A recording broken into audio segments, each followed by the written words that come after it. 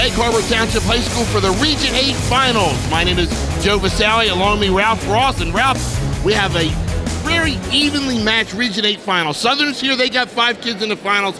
But from Gloucester County, Kingsway's got 2, Clearview's got 2, Delsey's got 1, Pittman's got 1. So it's a really even finals going in tonight. Yeah, if this is really Southern's tournament, everybody else is kind of just hanging out. But the Gloucester County's represented well, and they're favored at 13. And I know Carmen Gimarella is looking to not only repeat as region champ, but I know he has high expectations of being on the podium down Atlantic City. And I know one of the freshmen that we talked about, because there's 4 freshmen in the finals, but one of them from Clearview you love, and I know Ty Whalen. Yeah, Ty Whalen did a tough job. He came out here. He's got himself a tough match, but it was a pretty even weight class there. And, I wouldn't be shocked to see Clearview come away with 2 titles. Now, Clearview, we talked about them. Kingsway, they've got 2 guys in the finals. Outstanding year for the Kingsway team, but you got Finnegan McFadden and you got Mackenzie Bell. Yeah, Mackenzie Bell is the headliner for Kingsway, but they had a fabulous year. They came away with a state title, and Coach Burking did a great job. They're pretty balanced. They got a lot of kids going to state. Last year when I saw the McFadden kid, I knew he was the real deal. I wouldn't be shocked. I'm not shocked to see them both in the finals. And then one other kid we got to talk about from Gloucester County, Zane Coles, 38-0 in the finals tonight. Yeah, he gets overlooked a little bit because of the Kingsways and the Delseys and the Clearviews in the county, but he's pretty consistent. Got a good coaching staff over there. He's got a tough road to battle. The kid from Oak Crest is pretty tough. He's 32-0 as well. Right. Barry, one last thing, one of the big matches we're looking forward to, 152, where all 4 of those guys in 52 are probably going to be in the state somewhere, but our finals is O'Donnell against Krause. Yeah, O'Donnell could be the favorite to win the states. Bennett obviously took a second to state. Krause beat him, and then all those kids could play. It's one of the toughest, probably the toughest weight class in this region. It's probably one of the regions where this region is going to be represented high on the podium down Atlantic City. All right, so we have a lot to talk about tonight. We are going to be back with our first match. I forgot, we got a Clayton kid in the finals. One Clayton kid, Jacob Rodriguez, at weight 160. He's got a chance to be our first champ since 2017. Right. So there's a lot of individual schools represented here today, which is great. Yep. We are going to be back with 132. That's where we're starting out tonight here at Egg Harbor Township and Region 8 Finals.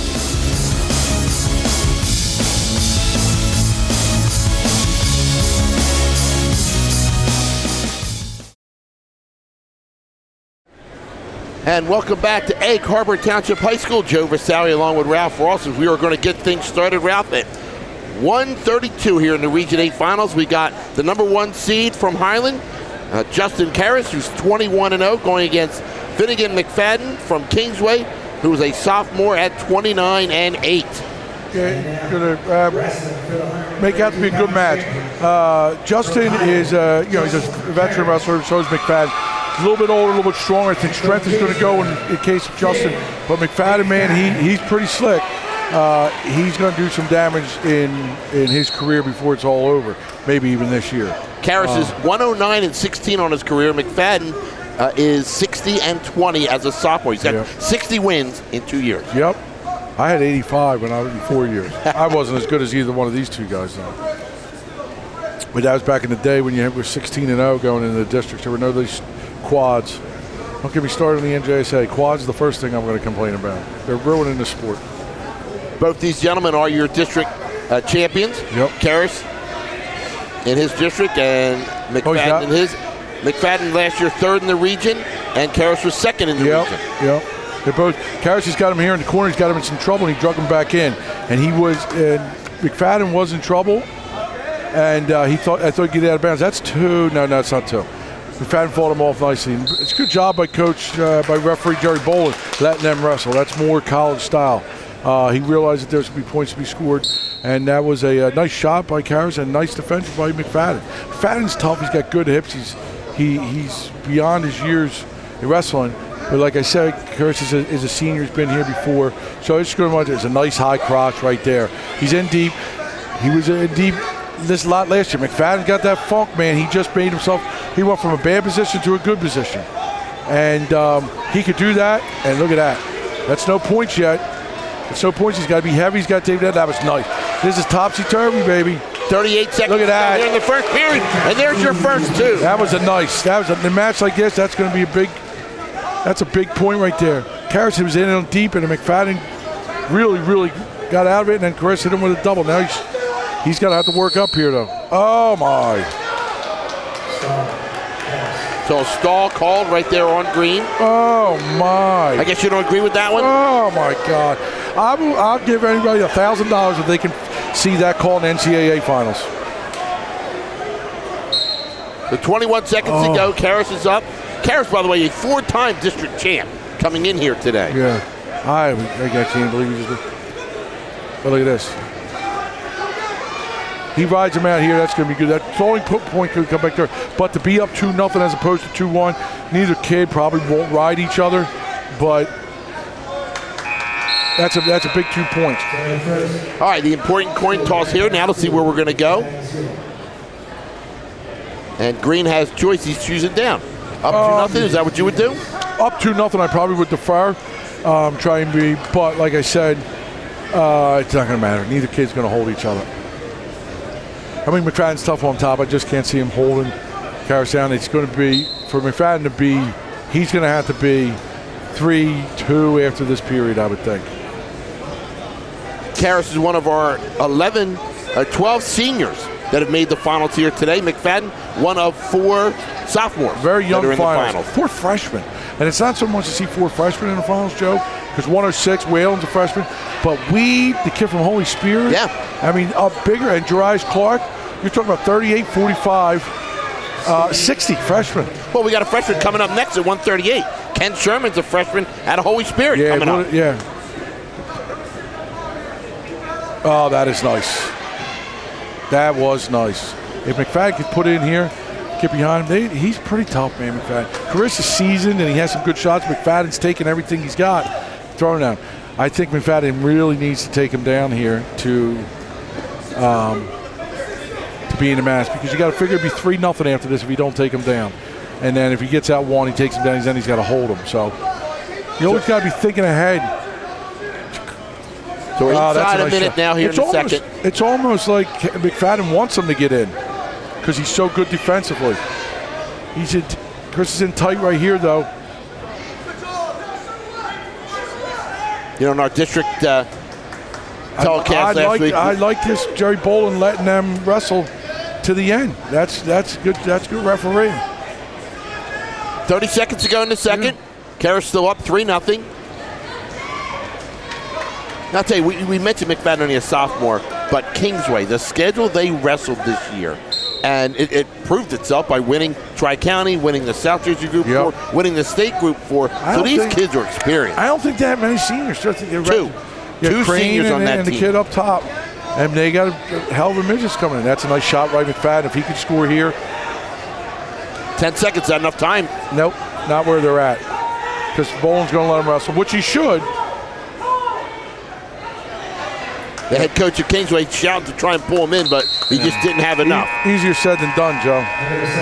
You know, we mentioned the kid, the coach of Kingsway. There he is there, Mike Baricki, and he just got named the coach of the year here in Region 8. Yeah, well-deserved. He won a state title, went down there to beat Phillipsburg. John Stout, who's the coach of Southern, you got 2 state championship teams in this region. I will say the region has got a reputation of being a little down this year, which it's not as usually strong as the normal Region 8. Matter of fact, like you compare Region 8, Region 7 has never been better than Region 8, and it's a lot better this year on paper. Well, we mentioned, but team-wise, you got the Group 4 state titles. You got neutral.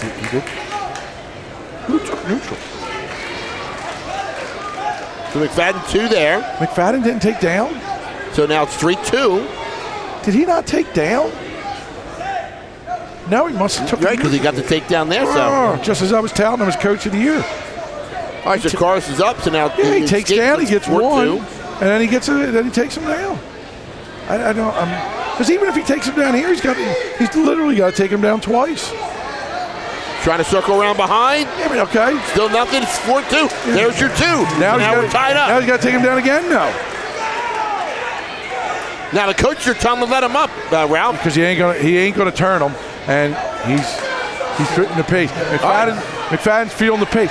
Even now, though, Joe, he's got to take him down and hold him before it goes into overtime. That 1 point that he gave away by not taking down, I don't know. Well, it looks like it might work out for him if he takes him down here, though. All right, so we got 46.7 seconds Remember to go. that stalling call early, though. Remember I told you that's going to come back. That's. Oh, now it looks like we're having blood time. Yeah. Blood time on the mat. I love the people that boo for blood time. A lot of physicians in the stands. And they stopped it just that quick. Well, you know why they're booing. They think, oh, he's just taking a timeout. Who cares what they think? But blood time is blood time. Yeah, actually, they just changed it to injury time. They stopped the blood, and now he's going injured. But you know what? Who cares what they think? They're booing. Are they out in the mat? Injury time is part of the rules. That's right. You know what I mean? Bill Belichick take injury timeouts into the halftime. All right, so we're ready to go. 5-4 now. Karras is up with 45 seconds to go here in this third period. Watch this stalling. What? That's two. There's two. I don't understand Karras trying to do that. I don't understand that. So now it's 6-5. McFadden is up. Now he's taking time to adjust his head. Something happened with his headgear there. I know Hodden and Kings were in the same conference. I wonder if they wrestled during the year. They did not. They didn't. No. I checked that earlier. Karras wrestled Bobby. Now this is right here is beneficial towards Karras. Obviously, he gets to refocus. He gets to do. And this is what I'm telling you. There's 35 seconds left. This kid's in a high school gym with 1,000 people watching. Maybe he needs a reminder from his coach. Listen, you're down one. You got a stalling warning. All that stuff. McFadden hasn't proven he can hold him yet. So now if you're Karras, you just want to get up for the escape, or do you want to try and get the reversal and get two? Well, of course you want to try and get the reversal. And he's got that nasty switch, but he just wants to get up right now. Now, if I'm McFadden, I got a stall warning coming to me. So what I would do is I would just ride. Stay underneath his arms. He's got the boots in. And he can't get – when you get legs in, it's not really a the only thing about legs is he can get reversed here. 20 seconds to go. McFadden up by one. He's got to stretch him out. If he stretches him out, he breaks his base, he's in trouble. Right now, he's got a tripod up, stand up. That's 10 seconds. Potentially dangerous. When you get legs in, you got to stand up because automatic potentially dangerous. Now, if I'm McFadden or if I'm Kingsway coaches, I say stall. Get on top. Right. If he stands to his feet, drop to a single leg and hold on for dear life. What you definitely do not want to do here, Joe, is give up two. So 10 seconds, there's enough time to get it done, right? If you're Karras on the bottom? Yeah, he can switch it, or he could just do that thing, or he gets to his feet right here. Now just drop the single. There it should. Oh! So now there's a stall on McFadden. Holy moly. Oh, man. Well, I'll tell you this, though. So now the crowd can boo? Yeah, look.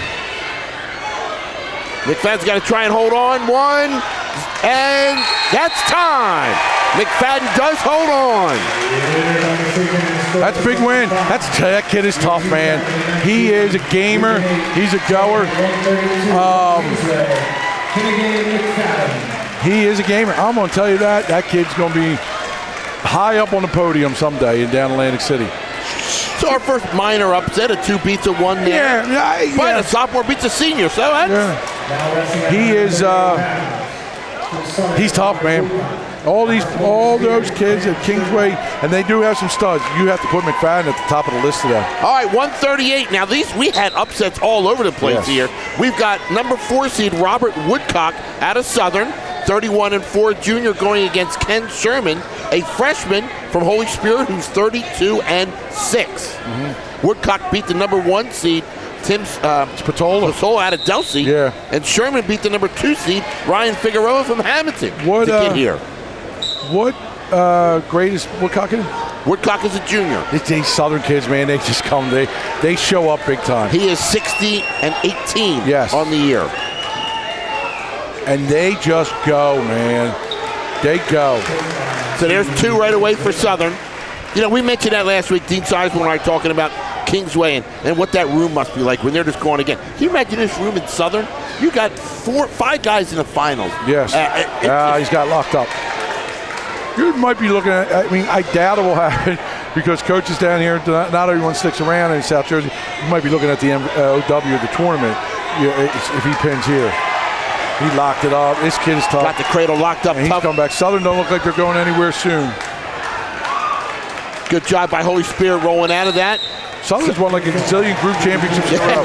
Except in 2010, Joe, when they were upset by the Minutemen of Washington Township. Who was coaching that team? Not me. We were the 4th seed. Highland coach Charlie Huff was on that team. So Woodcock up here, 5-0. Yep. After this match, we're going to be going over to the podium for our first presentation at weight cradle, 132. Yeah, so he's trying to lock it up again. Not trying, he did. Yo, but it's by the edge of the mat, right? Doesn't matter. He just got back points on the end. New rule is if you're in, the blades and the kid's out, you can still get points.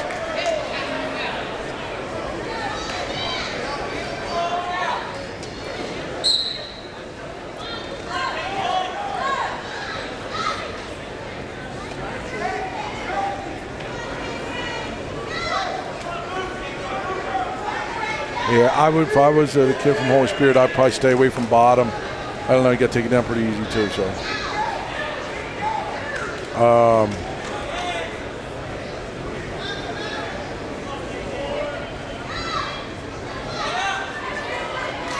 long and lanky. So you got freshman versus a junior.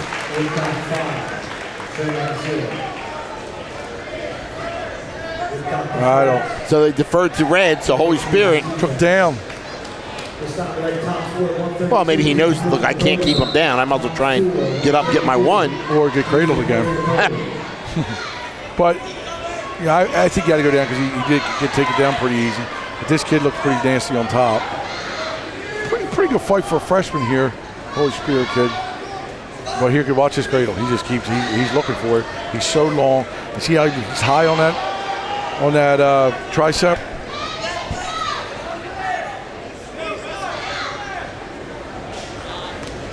This is the only Holy Spirit finalist.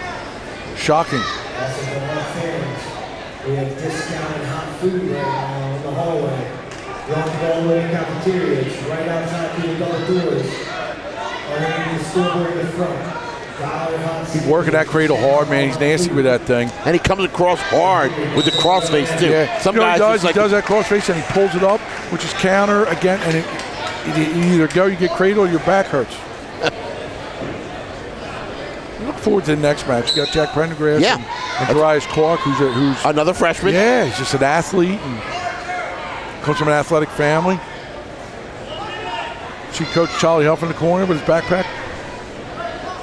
In the corner for, just a side note while this kid tries to cradle him up again, is Lano, the big guy from Southern. Yeah. Man, he was in state finals, and I have no connection to Southern or Lano, but man, he got ripped off more than anybody I've ever seen in my life get ripped off.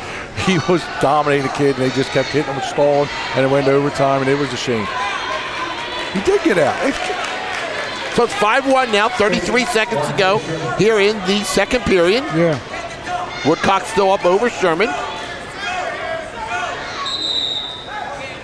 And now the coach is telling Sherman from Holy Spirit, you got to go. You can't wait. Even though there's, a period and a half to go, he's got to make a move. Yeah, I'm sure he's trying to go. The other guy has something to say about that. Listen, I was a coach, and I was screaming a lot of things, but when you become a better coach, and there's a lot of good coaches, when your kids are better than the other kids. That's when I was at my best coaching.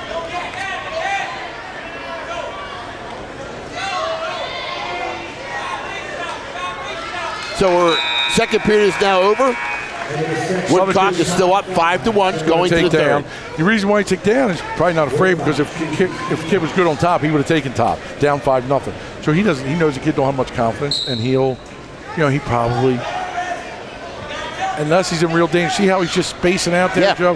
He just trying to milk some of the clock, right? The only way really he thinks he can lose if he gets to his feet and gets thrown for 5. I mean, the kid is just riding him here. So if he could just base out and milk some of that clock, he's doing a good job. And what we've seen in the first 2 periods, he's not going to get rolled and take it for 5. Right. Well, you never know. But I'm just saying, he knows. Look, stays on his feet. He locked his hands. He caught his locked hand. I mean, this kid's wrestling a picture-perfect match. Now he knows he's got him here. He's going to eat some of this clock up. He hooks this leg right here. That's 2. That's 2. So now you're looking at 8-1, and all he has to do is just, ride it out. So a minute to go here in the third period. Southern's going to have their first region champ. this year. They are also probably 52 is going to be a monster match. And 220, I would say they're an underdog, but I'm telling you right now, Pensgrove, if you're listening, don't put that kid down. That kid from Southern's tough on top. That should be an entertaining match. Yeah, you know Tyreek Brown from Pensgrove. He's athletic. He's athletic. And he loves the spotlight. Yeah, he's athletic out of the gym. But there's one thing in wrestling, you can ask any of these wrestling coaches, one thing that counters athleticism in wrestling is hips and legs. If you can throw legs, especially as a big kid, shuts him down. Hips and legs. Yeah. I've heard that from so many people tonight walking around the gym. And one of the guys we're going to talk about is the first-year head coach over at RCGC, Dan Antonelli. Loves to talk about hips and legs. Yeah, Danny Antonelli has done a fabulous job. I mean, he has pumped life back into RCGC. It was, because junior college kids aren't going to wrestle in college anymore, right? So Danny's got, 5 kids? Six kids going to nationals, including one of the kids I coached at Deptford, Johnny Fountain, who was just a fabulous kid, just a hard worker. And for Danny to get that kid to qualify for nationals is a phenomenal job. So these kids, Wilcox's going to come away with a region title and has just put himself as an OW candidate. Yeah. Because he's 4 seed. And we'll get back. We'll talk more about Danny. And then the job he's done at RCGC. He's been down here the past 3 days talking to kids. Working his spot. That's what you got to do. You got to work the room. And Danny has done a great job. Kids that are, seniors that aren't going, there's only 70-some Division I schools. So if you're not going, you don't want to go make your decision as a wrestler, just to go to college as a wrestler. RCGC, you can pay GC prices and then transfer to Rowan. Right. And then, listen, you do well in college, junior college, Division I, Division II. If you're a national qualifier, you're not. That's it. You're not. Johnny Fountain's a national qualifier. I don't care where it is. Yeah. Today you see our podium. We got John Patterson, 3rd place from Delsey. 2nd place, Justin Karras from Highland. And your Region 8 champion at 132 from Kingsway, Finnegan McFadden. Who took a 4th? 4th place was St. Augustine Prep, Mike Alberto. Oh, Alberto. And that's a change from last year. Remember, all 4 make your states. Yeah, it's a shame. I know how much you love that one, right? Oh, my God. I'm waiting for the day the top 8 make states. All right, let's go to 145 now, Ralph. I thought Alberto would do a little better at 32. He got in there with the crowd a little bit at the district. So. All right, we got number 1 seed here from Woodstown, junior Jack Pendergrass from Woodstown, going against the number 7 seed, Jarius Clark from Highland, a freshman who's 31-7. Clark beat John Love in the first round and then beat Wayne Scott. God, Pendergrass was in on that. Look at that. Look at that high crotch. And Clark just, look at this. This is what I'm talking about with athleticism. Now, Pendergrass just hit a beautiful high crotch. Now, Pendergrass won his 100th match the other day in the quarterfinals. He comes in now at 101-19. And Jarius, like we say, as a freshman, 31-7. Jackie Pendergrass has got some deep wrestling blood in him. His mother is a tailor. Her brothers were Keith and Aaron Taylor. Keith, both of them were, I know Aaron was 3rd in the state like 3 times, and Keith was a hell of a wrestler for St. Augustine. Pendergrass just gave a great shot, and Clark took his best. I'm going to have to talk to Coach Plufka and Coach Holke about these uniforms. They're heinous. They're ugly. What do you think about some of the wrestlers? I love St. Augustine's uniforms. No, but what about the shirts and the shorts? Hate it. More and more. Hate it. I know they're trying to do that. I know. Because people don't like to get into singles. I just leave the sport alone. It's been great for a while.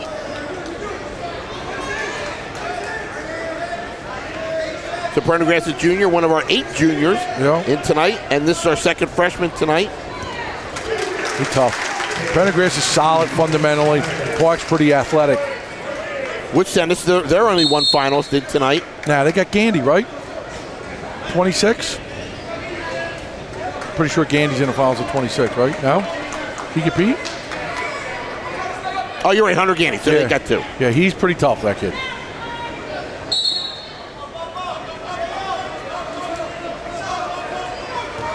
This is a situation where you take 2 and you want to be up 2-0. 2-1 is obviously better than 0-0, but 2-0 is worlds better than 2-1. Yeah. And 4-0 is way better than that. I'll tell you what, Prendergast is so strong, just rolling them over.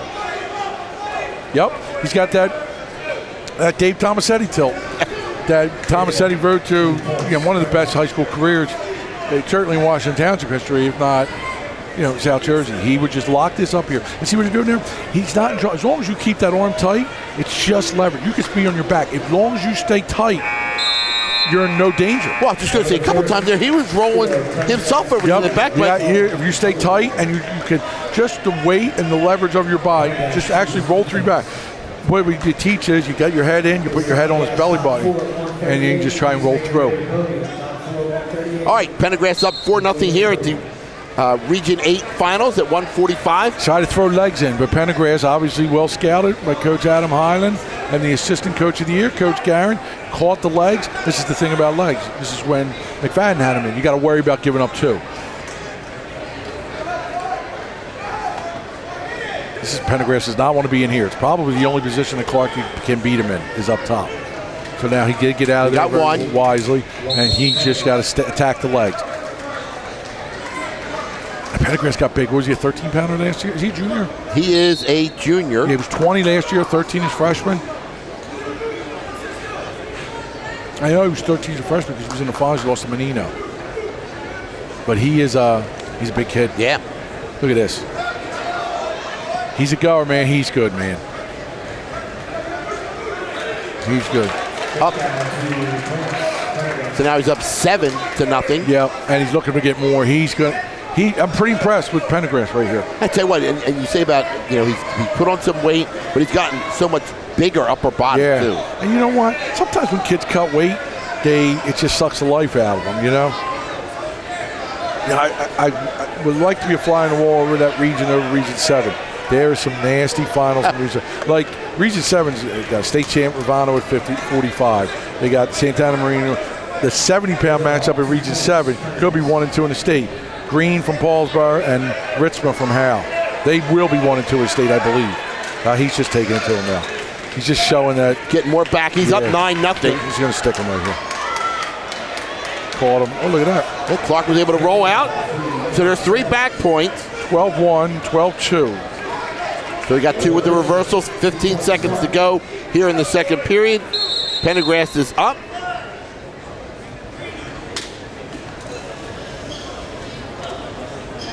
And we have time on the mat. Some more blood time. More blood time. While we have this a second, just like to thank Atlantic City Electric for bringing you this wrestling tonight from Egg Harbor Township High School. While we have some time in between, let's get back to RCGC with Danny and what the job Coach Antonelli's doing. Yeah. I talked to him earlier today. He got 6 kids going to nationals. It's been a long time, so I know that the kid from Skidmore is going. Skidmore, Pancock, Jared Carr. Pancock was a stud from Cinnamon. Right. Carr was a Millville kid. Fisher. He really didn't even wrestle in high school. Danny gets him out, and he does a job. Dylan Fisher. Skidmore and Tyler Bear. Tyler Bear from Pittman. Just to see, once he builds that reputation, he'll start getting, like the old Gloucester County used to get. Well, he took a program over that had, I think, 5 kids. Yeah, 5 kids last year. Now he's got 6 going to nationals. In 1 year. Dan Antonelli should be Coach of the Year. I don't know how, I think there's 24 hours in our day and 48 in Dan Antonelli's days.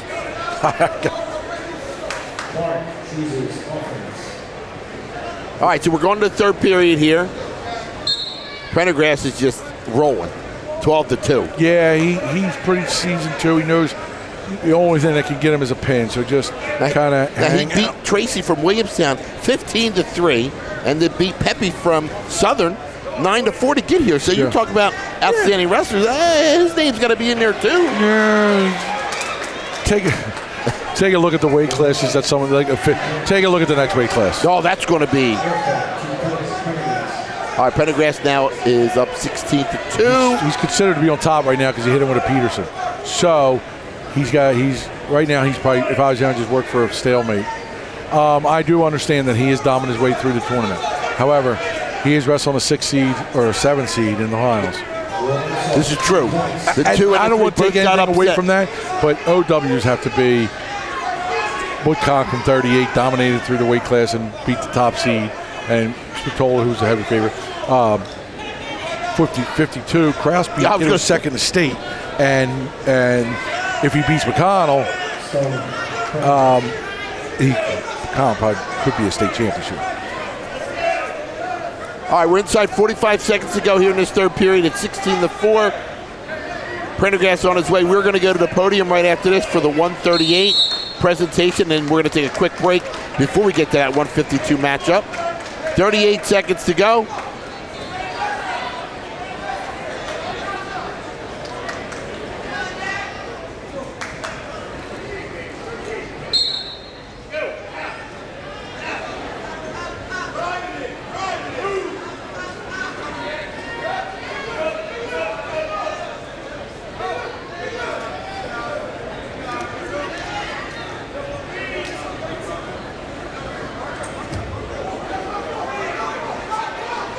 I would tell everybody right now during the podium thing, no disrespect to 38 pounds, but go get your snacks now.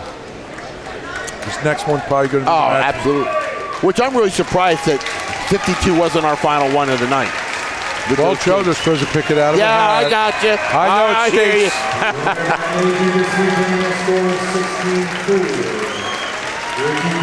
So there's your winner at 145, Jack Pendergrass from Woodstown, 16-4, the winner. All right, so we're going over to the podium now for our presentation at 138. Fourth place from Hamilton was Ryan Figueroa. Third place, Tim Spatola from Delsey. Yep. In second place from Holy Spirit was Ken Sherman. And your Region 8 138-pound champion from Southern is Robert Woodcock. All right, Ralph and I will take a break. We will be back with 152 right after this.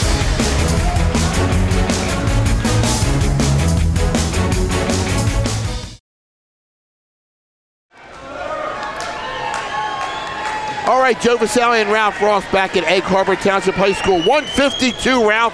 We have the number 2 seed, Nicholas O'Connell from Southern, a senior who's 35-0, going against Connor Kraus, the senior, number 4 seed, who is 29-6.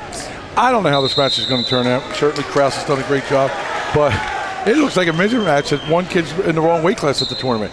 O'Connell is gigantic compared to him. Now, you mentioned earlier, Ralph, we had anybody going for 100. By my records here, I think O'Connell is 99-14 going in. So if the records are right, he could be going for 100. Kraus, 122-25. So O'Connell senior? O'Connell is a senior, both seniors here. Yeah, you know what? I think he got hurt early in his career. Man, he was in. He had 2, and Brand took it away, which was the correct call. And he just worked his butt off for that, too. He's got legs in. He's high, though, and can't do that. That's a danger of legs, Joe. It's high risk, high reward. All right, so high risk. Oh, is it me or is this O'Connell look like 30 pounds heavier? Now, Connor Kraus beat the defending region champion, Nick Bennett from Delsey. Second state? 5-3. Bennett was second in state last year. Now, right now, they're going in. Nick O'Connell from Southern, number 1 in the state, region champ last year at 152. Yeah. But all right, Kraus is up 3-2. Kraus is a good counter wrestler, which is good if you could keep that going. But eventually, like with McFadden and Chris, the guy better on his feet will always win out. Can't lock his hands right here, Joe. So O'Connell with the takedown up 4-3 now. Yep. And this has all been in the first period. Yeah, you know what? Look, this Kraus kid, man, he's in good positions all the time. I'm surprised O'Connell let him up. O'Connell's pretty tough on top. He's got to ride him here. This is huge 18 seconds right here. That's a second caution. Oh, he let him wrestle? Yeah, he let him go. Wow. I thought it looked like Kraus was moving on bottom.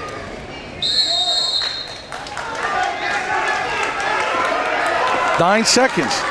This is where you got to dig deep. Damn, I'm tongue-tied today, Joe. Oh, who's he going to give it for? Pete said you know what? And I agree with Pete because these kids are in regional finals. As stats people here, you don't want it to come down to a caution. I agree. Pete Brandt, the official on this one. Man, Pete was tough in high school. Look at this. This is a big 9 seconds. And you don't have to take him down in 5 seconds. You got to attempt to take him down. Right, and that's what he was doing there. If you don't do that, you can get hit and stall, right? No, he wasn't stalling. No, but if he didn't. No, right. All right, so Kraus, it's his choice, and he chooses down. Well, he got out easily at the beginning, and he looked like he was going to get out there. Here's what I read in body language. It looks to me like Kraus is in better shape. I think Kraus's brother went to Oakcrest. His older brother went to Oakcrest. His parents wanted him to get a better Catholic education than the younger brother. Big term religious. Now, O'Connell got here by, he beat Buckingham in the quarters, 14-2, and then he beat David McCullough from Clearview, 7-3. That's what kind of weight class this was. McCullough did he take a fourth, McCullough? McCullough came in fourth, yeah. The consolations was Nick Bennett against David McCullough. And McCullough was second in the region last year. Yeah. Oh, man, uh-oh. That's two.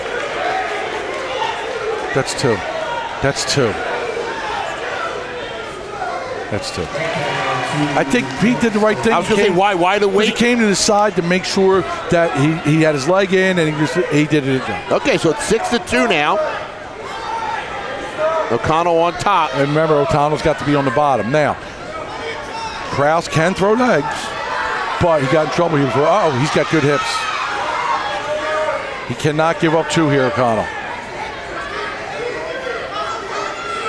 That time, Kraus is trying to reach behind his head. Yeah. If he rides him out here, it's going to be tough for Kraus to win.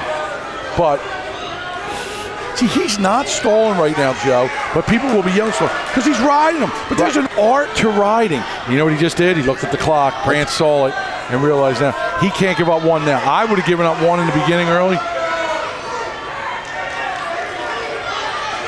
He just keeps breaking him down. Yeah, O'Connell that time looked like, for a second there, it looked like he was going to try and roll him, but he just broke it right back down to the mat. Brandt's going to hit him with stalling. I'm going to say with 7 seconds left. Now, do the officials have an eternal clock that they're counting in their mind? Yeah, of course they do. Oh, he's going to turn. That's a right call. All right, so we go to the third period now, and O'Connell has choice. He's up 6-4. He chooses down. Which is the right move because he's gotten out on him already. If he gets one, that means Kraus has got to take him down twice. Pete just put Southern coaches back in their place. Pete don't take any crap. He does it. And none of these. Jerry's a good. Oh, he's looking to tilt him up. It might have been a bad mistake, but remember he's got to hold him. Right now he's in bad position. Like he can tilt him. He gets that bottom arm underneath that leg. It's bad news. Kraus is in trouble. I was going to say, Kraus, even though he's on top. High risk, high reward with leg wrestlers. Uh-oh. That could have saved him. Now, Kraus looks like he has the ability to turn him on top with a tilt.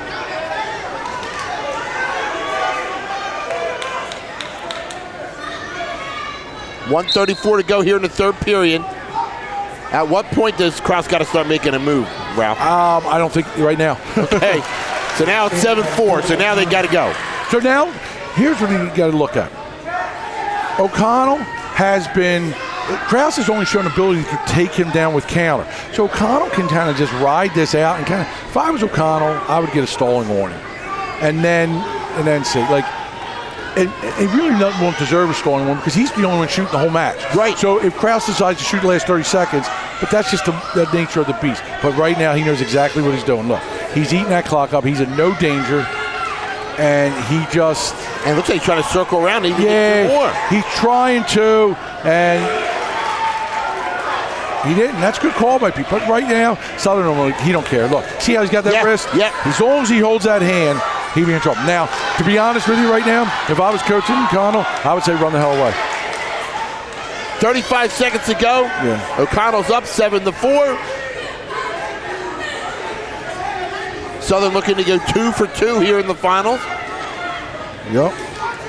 That's the only thing that can hurt O'Connell right now is a 5-point move. So right now I would put limp arm out. Don't step over. 15 seconds to go. Just too seasoned, too big, I think. I think Krause is out of his weight class, to be honest with you. Another stop. I don't know if this was a dynamic enough win to be OW. The weight class was ridiculous. 10 times better than any weight class in here.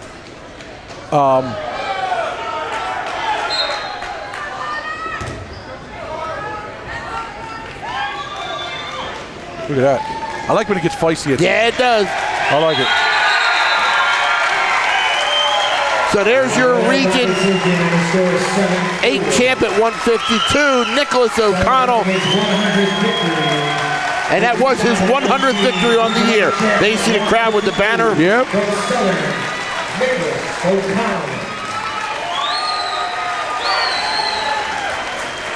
We're going to head over to the podium now for our presentation at 145. Fourth place from Penns Grove is Wayne Scott. Third place from the prep is Nick Pepe. And fourth place from Penns Grove, Wayne Scott. Pepe's from Southern. Oh, you're right. Pepe's from Southern. Third place from Southern, Nicholas. What grade Pepe in? Pepe going into this match. Now, what grade is he in? Yeah, so I'm looking. He's a senior. Yeah. And your 2019 Jarius Clark, your second place, and your 145 champion from Woodstown, Jack Prendergrass. All right, Ralph, we're going to 160. Which is just kind of a shocking final right here. I expected. Yeah. Well, you got number 2 seed, Jacob Rodriguez. Rodriguez. But Manera to lose to Weed, that's a huge upset. Yeah, and Raymond Weed, the number 5 seed, beat Manera to get here. Yeah, that is a big upset. And Weed's another freshman. He's 33-3. Rodriguez, a junior, is 31-3. TV fares better than the other freshmen in the finals. I'll tell you, Rodriguez is really, now that it's out, you can't really say anything, he's really wrestling on one leg. I talked to Coach Frank Damager, and he said that he was going to get it trained. It was really touch and go whether or not he could even be in the tournament. But what a goer, and here he is in the finals. Yeah, he's 91-15 for his career. And he's a goer, man. He goes 100 miles an hour. Second in District 31. Yeah, he lost to Manera. Yeah. That's why I thought maybe Manera would be in there, but another thing, Rodriguez, he gets on top. He's pretty good on top. Ray Reed, his dad was a really good wrestler. Yes, the Weed name, I was talking to He came up big Sizemore time. last week. I remember when he wrestled for FCM, he came up big time in some dual meets. He beat some big kids.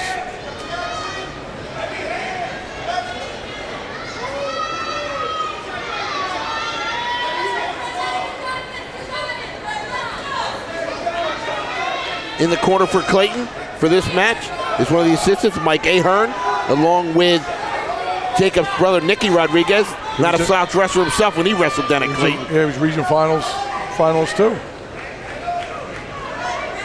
Said this would be the first region champ since who? Since Nazir Moore won heavyweight in 2017. Oh my God, he beat Mike. Remember? Yep, that's right. I can't believe I asked that question and bring it up. That's when Hearn and Damager outcoached me.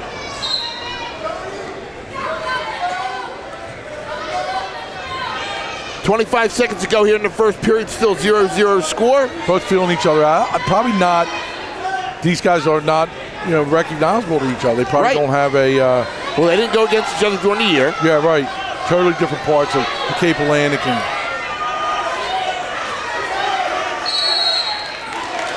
There's a stall on Rodriguez. Jerry Boland's will stall happy. Yeah. But it's consistent. You know what you're getting when you get out there. Now here's another matchup, Ralph, we talked about that Rodriguez definitely is the bigger of the two wrestlers out there today. Yeah. Mike Ahern not happy with the stalling call. And one that will let you know he's not happy.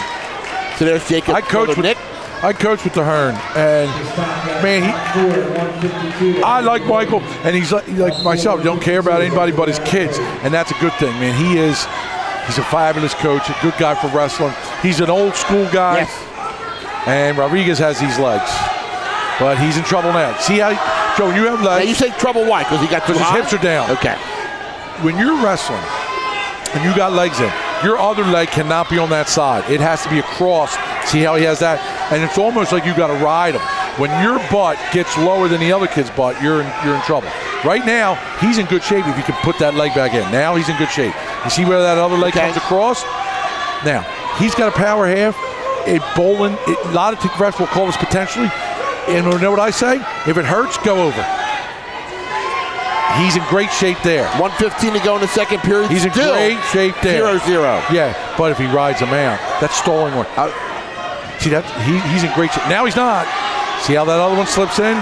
So when you tell your son and he throws legs, your butt has to be above, can't be on the back. It's got to see how his butt is parallel with his, and both legs have to be in. Now, that is not potential. I mean, it is.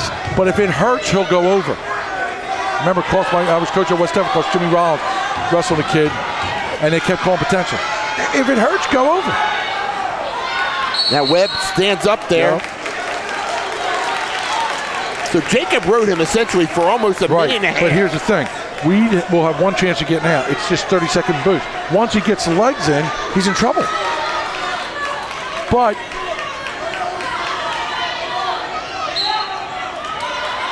he got to his feet, which is a good thing. He does have that stall warning. See, that's the one. We'd almost got out of it. Jacob pulling him back to the mat. That's good. Now, though, they hit him for stalling, it'll be a crime. Mike Ahern's head will explode if he hit him for stalling. It will. Mike Ahern's head will explode. That's not stalling. Puts the legs in here. Weed's got to take both his hands, stand up, and then it'll be 15 seconds to go. Look at this. Oh, God. Does he have enough time to get out, though? Now. Oh. He said he grabbed his singlet, gave him 1 point.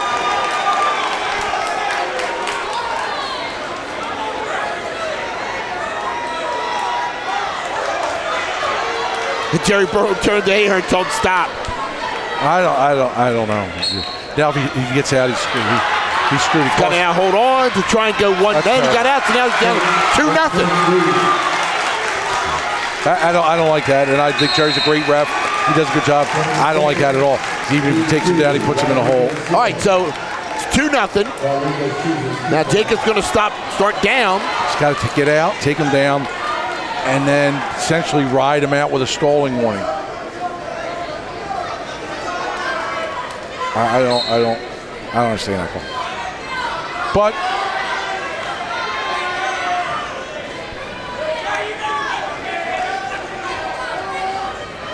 Mike Ahern is really letting him have it too. Yeah, you could be looking at the OW here.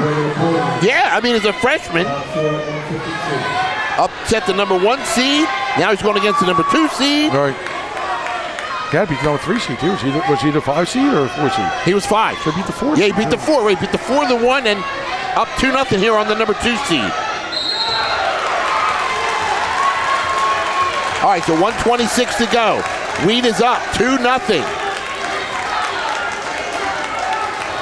Kid's got a lot of poise for a freshman now, man. 33-3. District 32 champ. That's stall. It's not, but the way he's been calling it, the way he called it in that one match.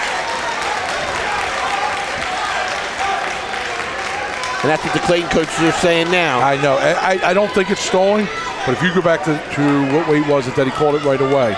We started 32. One of the first ones, 32. Yeah. It's might have broken the knee.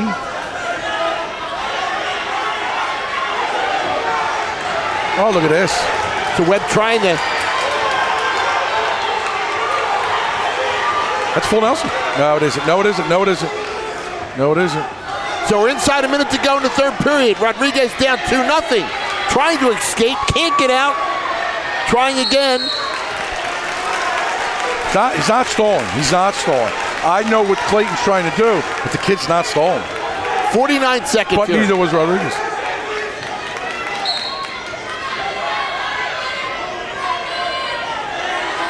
Now he is.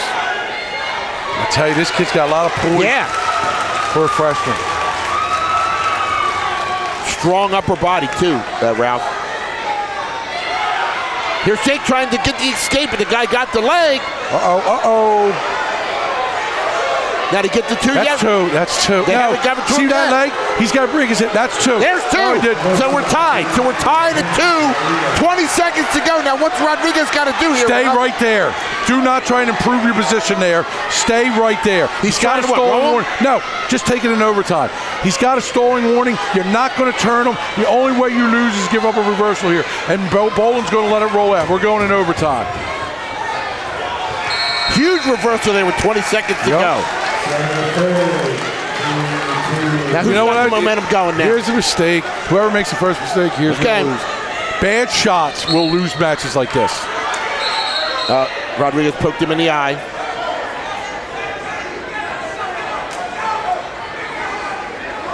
It's injury time. We're going to take injury time. No, he doesn't want it. No. Would you have taken it? Give a little breather? I don't know. He looks in pretty good shape. Yeah. So our first overtime match. Bad shot's going to lose this. So that's how it works. First overtime, 1 minute. First takedown wins. If not, then we go 2 30-second overtime. Correct. And then the last one will be Southern victory. Yeah. Oh, look at that shot. In. He's trying to take him down. He's got him. He's going to take him to the mat. And there's 2. Rodriguez. Your Clayton champion at 160. Look at Hearns. Hearns battled up. It's going to be nuts at the Rainbow Inn in Clayton this week. Clayton fans are coming out of the stands. Look at it. It's a national holiday. Hearn, Damager, everyone's hugging. Rainbow Inn. Nicky Rodriguez. Look at Rodriguez. More ecstatic than his brother, I believe. Yes. Jacob coming off the mat. He could run for mayor of Clayton tomorrow and win it. I don't know. If I knew the principal down at Clayton, I may give him a day off tomorrow. Might have to. Jacob Rodriguez. I would tell you, I would let him come in late on Monday. I'll see if I have any pull down there. Come on. All right, over to the podium for our 152 presentation. But second, third, fourth place was David McCullough. Nicky Bennett was in third. Connell Kraus was second, and your 152 champion, Nick O'Connell. Wow.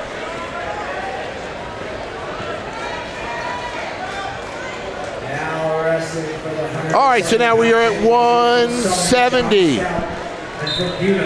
Number 1 seed, John Stout from Southern, the senior at 39-2, going against the number 3 seed, Jaden Roberts from Buna, who was a senior at 34-5. I'd be shocked if Stout doesn't win this. He's nasty. This is another one where I thought St. Augustine would be in the finals at 170 with Cologne. They had a tough semifinals. Well, Roberts beat him. Yeah. Robert beat him. With 3-2. Manair, Cologne, McClear, all those guys had tough morning.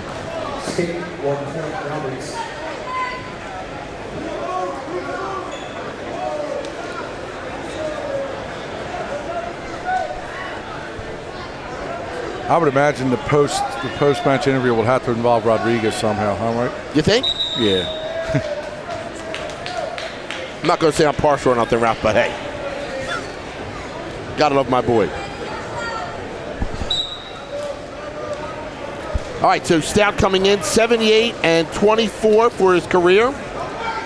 Roberts, 93 and the 44. Both of them are seniors.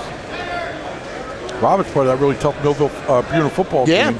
He's got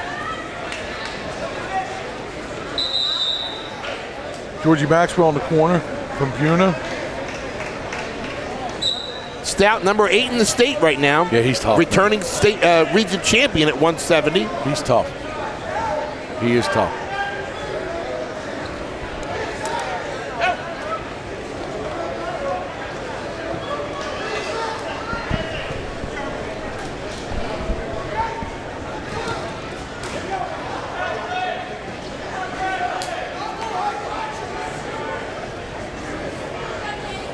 So we are 2-1 here. 30 seconds to go in the first period. Roberts holding back. Stouts, he has got that underhook he's controlling. He's just longer, and he's a big kid, man.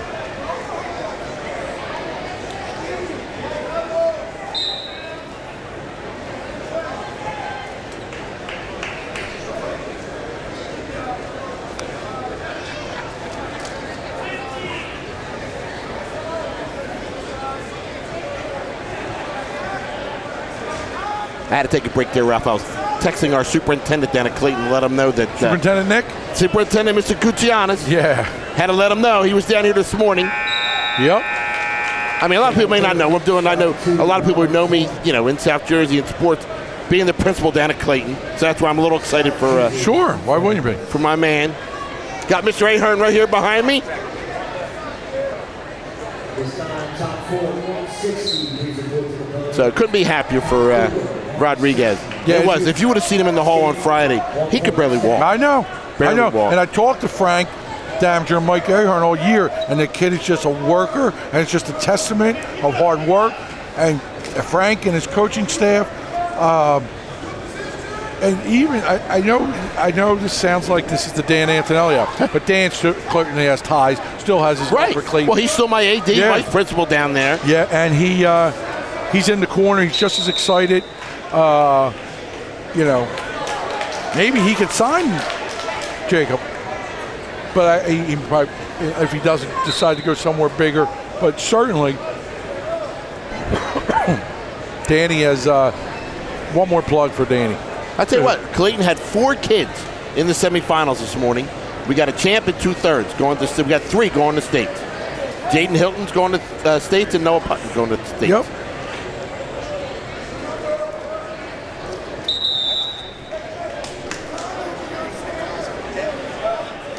I can't.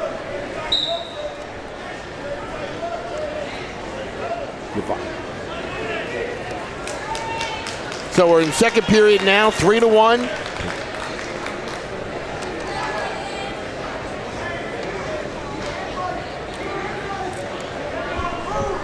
It's 3-1 Stout.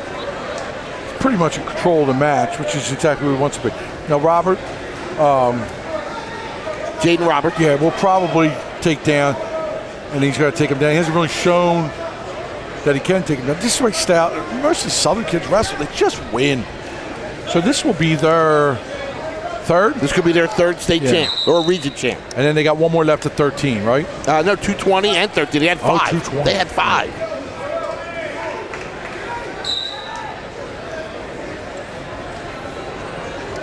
So far, Ralph, we've already had 1 number 1 seed win. We've had 3 2s, a 1, and a 4. You know why? You know, they do that stupid system. Another one of the NJSI thing where, like, you can be a seed and, like, a kid, for example, in the districts. I don't want to say because it wound up. Jaden Hinton was the only region, took a 3rd in the regions last year, and went to states. And because of the system where the kid from St. Augustine McClear beat a region champ, who cares? And the fact of the matter is, Clayton can't wrestle the schedule that St. Augustine can. Right. They just can't. So, All right, we're going to go to 3rd period now. It's 3-1. Stout is up. And it looks like he's just really frustrating Robert. He can't figure out. nah, he's got an answer for everything. He's going to get, like, he's right here one. Now, he should kind of ride it out and then give it one good shot. He hasn't really had an offensive shot, kid from Guna. And Southern kid is not, I don't know if he's going to make a mistake, or it doesn't look like he's made many mistakes.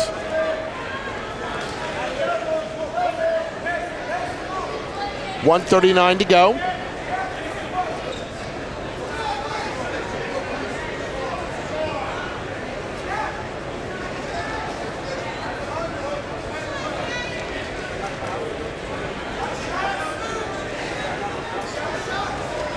$1:21 to go here in the third period. And there's Stout with another takedown. Now he's up 5-2. Too solid for him.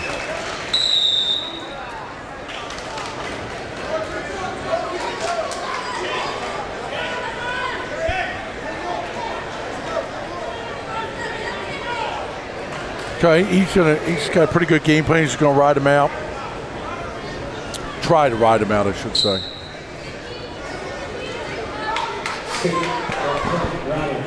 So it's 5-3 now. 1 minute, 7 seconds to go. Still, Roberts is still in this match, though, even though it's a 5-3 with a minute to go, but he's got to take a shot here.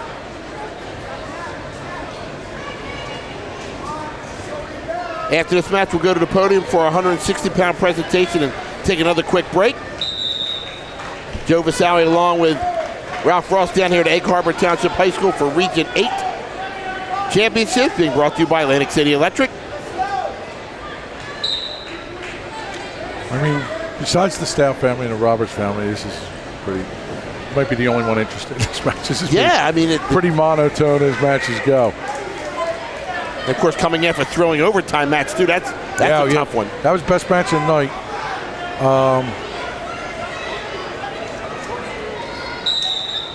I would say that Woodcock, O'Connell. I mean, O'Connell having the best weight class, and Woodcock coming from 4 seed and doing that. But I'm going to tell you right now, I've been no high school wrestling coaches. I would say there's a very, very slim chance they're voting for a Southern kid for OW. Stout knows he's just got to stay away, not get thrown, not get taken down. He's got a stalling warning to give.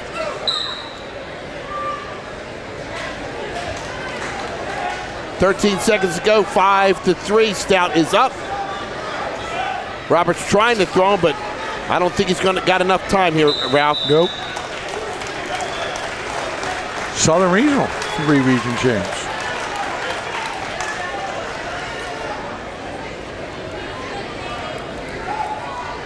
And this is one of our few matchups, senior on senior, tonight. So there's your winner, John Stout. Comes out 5-3 for Southern. 2019 Region 8 champ at 170. Big kid, man. He's a big kid. Class act there by Buna going over to the Southern corner, shaking their hands as well. Heading over to the podium now for a 160-pound presentation. Brian Barry, your 4th place finisher. Sal Manera from the Prep coming in 3rd. In 2nd place, Raymond Weed from Absegami. And your 160-pound champion from Clayton High School, part of the Clayton Glassberg team, Jacob Rodriguez. And in front of the podium, half the population of Clayton. All right, Ralph and I will take a break. We'll be back with our 182 matchup right after this.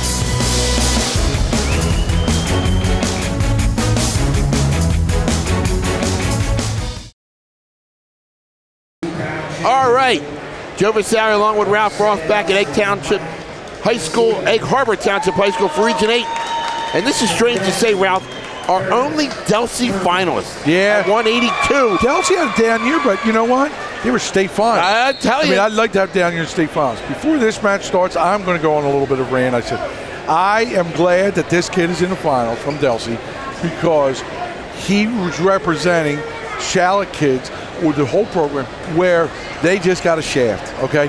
And especially this kid who, from all accounts, wasn't involved in anything. I'm not going to get political or anything, but then he legitimately transferred, and then Shallot tries to block it by taking it to the state, and they're supposed to be in it for kids, for education. Right. It's embarrassing, and I'm glad that kid won at the NJSA. I'm glad he got with Tommy Maxwell and Greg Sawyer and that great staff because they he deserved that to be in here, and it's embarrassing what happened to this kid, and I feel for him. Now, that being said, he's got a pretty tough customer in the Mesita kid. Mike Mesita from the Prep, sophomore at 30-5 for the year. Thomas, a senior at 16-2 for the year. Yeah, Thomas was in a nice single there, and then this kid's going to be good. Mesita 65-13 for his career. Curtis Thomas 85-26. Mesita only a sophomore. Thomas is a Mesita's senior. one of the better kids going to be in the state at 182, but this is another weight class where we probably couldn't beat Region 7 because of Marino over there. I mean, at 106, they're loaded. 113, they got the Santinelli from Brick. He probably, on paper, would be favored over Jim Morella. 120, Bell might have been, but they're loaded. 32, that region is loaded. It would. I just couldn't see this region winning many matches individually.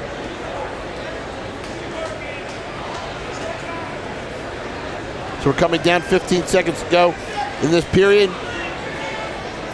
Mesita up 4-0. Geez, you got a big kid like this that can ride legs. It's just such an advantage. The first score, Mesita 4, Thomas 0. Mesita the first. Thomas choosing Greenfield. This time, top 4 at 170. Please make your way down to the podium. Watching this match, I'm looking over at the crowd. You still see all the Clayton contingent. They're all still hugging and high-fiving each other. I think someone better check on Larry Smash. I think he may have passed out, Ralph, during that one. Herm's head might have exploded when they called that grabbing a uniform. However, they should stick around because he's definitely in the conversation for... I was going to ask you, what do you think? Well, because it was the most exciting match, and every other match was pretty good. If I'm voting right now... Does his injury come into play in voting? Probably not, because I don't know if it did beat a freshman in the final. Okay. But if I'm voting right now, I'm voting for McFadden. Well, we still got a long way to go. Long way to go. And we're not even halfway. Aren't we? This is our 7th match. We are halfway after this one. You made me count. I had it. All right, minute 10 seconds to go here in the second period. We are still 4-0. Mesita up from the Prep. St. Augustine had 3 in the finals here today. They got one more going after this, so right at 106. That'll be a good matchup. Yeah, Ty Whalen from Clearview. I think it will be. I think the phony has got a little bit more experience than him. I don't really know. I haven't. 106 is traditionally a loaded weight class. It's a little down this year in this region. The other region is loaded, but it's an even match. It's as even. It's pretty even matched up weight class.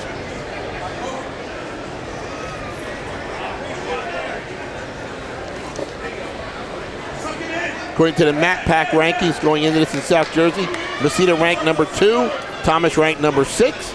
But like you say, you got Santino Marino ranked number 1. Oh my God! Oh my God! And there's the pin. That came out of nowhere, didn't it? Yeah, I don't know what that is. That's not a very good Christian reaction for St. Augustine. Mike Mesita, your champion at 182. I don't know what that is. But if this was districts, they would probably lose a team point. All right, we're heading over to the podium for our 170 presentation. In third place, from Mainland, Jesse Bishop, our 4th place. In third, Joe Cologne from the Prep. Second place, Jaden Roberts from Buna. And your 170-pound champion in Region 8 from Southern, John Stout. All right, Ralph, we're going to 195. This is a battle of unbeaten. Yeah. We got number 1, Tavon Barry from Oakcrest, the senior at 32-0. And he's going against Zane Cole, who is 38-0 at junior, senior versus a junior. Who's pretty solid. He's a pretty solid kid. Barry is a little bit more athletic, but Cole is not going to make any mistakes. This is going to be a good match. Cole won his 100th match yesterday in the quarters. He's 101-16 on his career. Kevon Berry is 98-18 for his career. Yeah, I think he has set 30 days too. He's a transfer from St. Joe's. Oakcrest kid went to St. Joe's his freshman year and then transferred.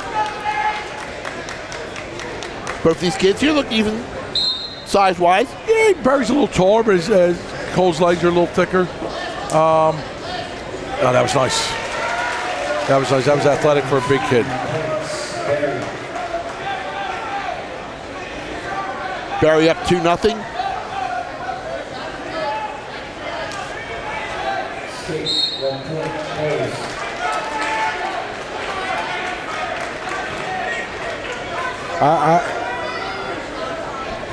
Berry and Cole's ranked 1 and 3 in South Jersey. Oh, look at that. That is just an athletic move right there. Another takedown. So now it's 4-1 Berry up. Who's ranked 2? The kid from Northern Burlington, another undefeated wrestler, Tommy Hill. He's 35-0. Oh.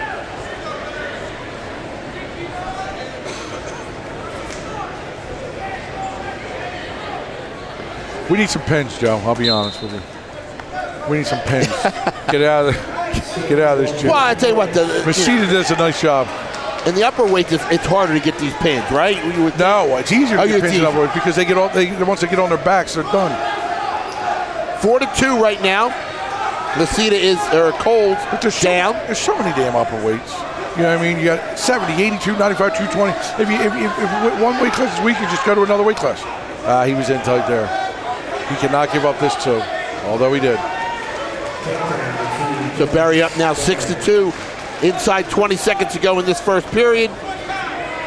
Cole stands up trying to get out. He's out, got a reversal. There's 2. That's a big 2. So it's 6-4 now with 10 seconds to go in the first period. He could have weathered Berry's storm now and turned up the heat on him.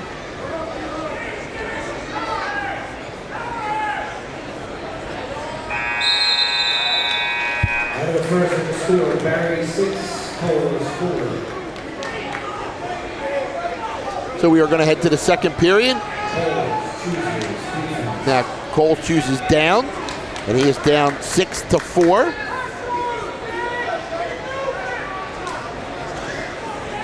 This is Pittman's only finalist. Same for Oakcrest. Yep.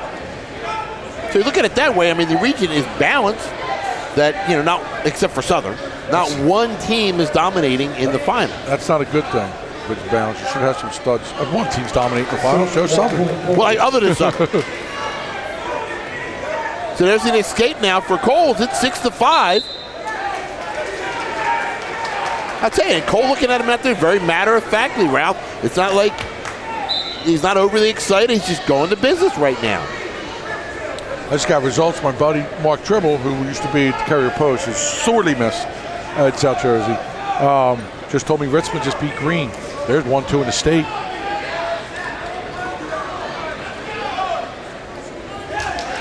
Cole in on the leg. Yeah, I told you. He's picking the pace up. Wow, so now he's up 7-6. And he's looking to try and get back. Look at this. That is back points. That's back points. Now it's a reversal.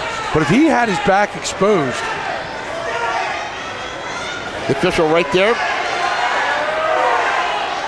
Got a corner for Berry pleading him to get out.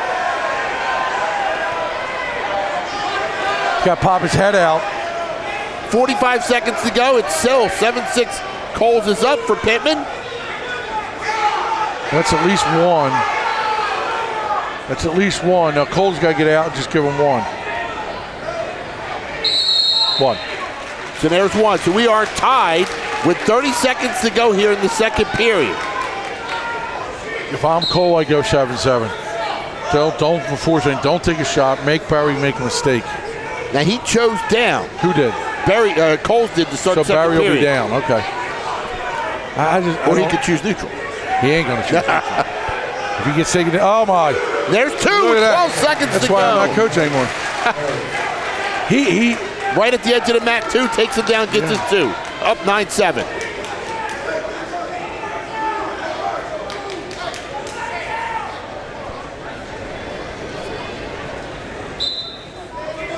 So 10 seconds to go here in the second period. Zane Cole dominated that period. He now is up 9-7. And Barry gets the escape, so now it's 9-8. So the points are flying here. 9-8 as we head to the third period. And Cole does take down, just like you said, Ralph. I had to take a little 5-minute break to say hi to my good friend and probably the best wrestler ever come out here, Joe Melchior. People will say something. There'll be a lot of people. Black was a 3-time state champ and all that. No one was better than Melchior. He was ridiculous.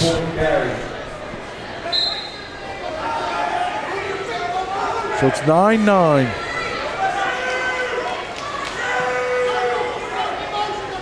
Oh. Pushes them out, 9-9, 1:48 to go.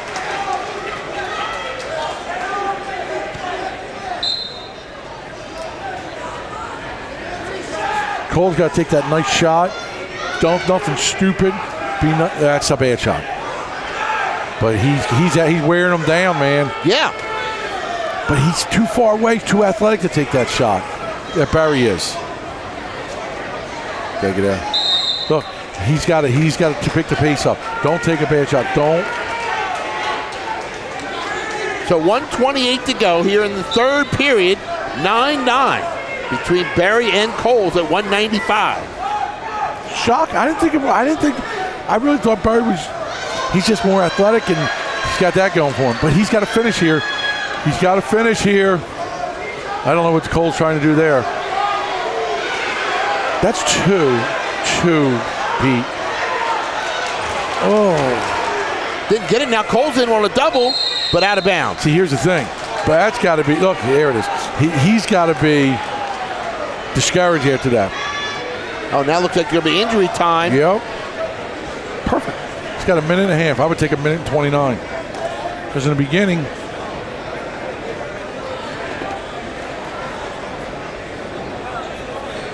also looking at his mouth for possible blood, but no, he really needs time. Like cramped up a little bit, but all right, so you got a minute to go here. Right. If I was Barry, neutral. If I was Barry, I would stay here. I don't care if I felt good or not. I'd stay there for about a minute 20. I'd get some water going, and then I would take that double that was unstoppable in the first period. I'll tell you what, though, Ralph. If you see Coles, he's just walking around the mat like, yeah, I'm ready. Like he's not even phased. That's why he's in the match right here. 9-9. He's just. I guess this is why he's 38. I think you'll see a little different Barry these first 30 seconds than you did the last 30 seconds. Got a little bounce to his step.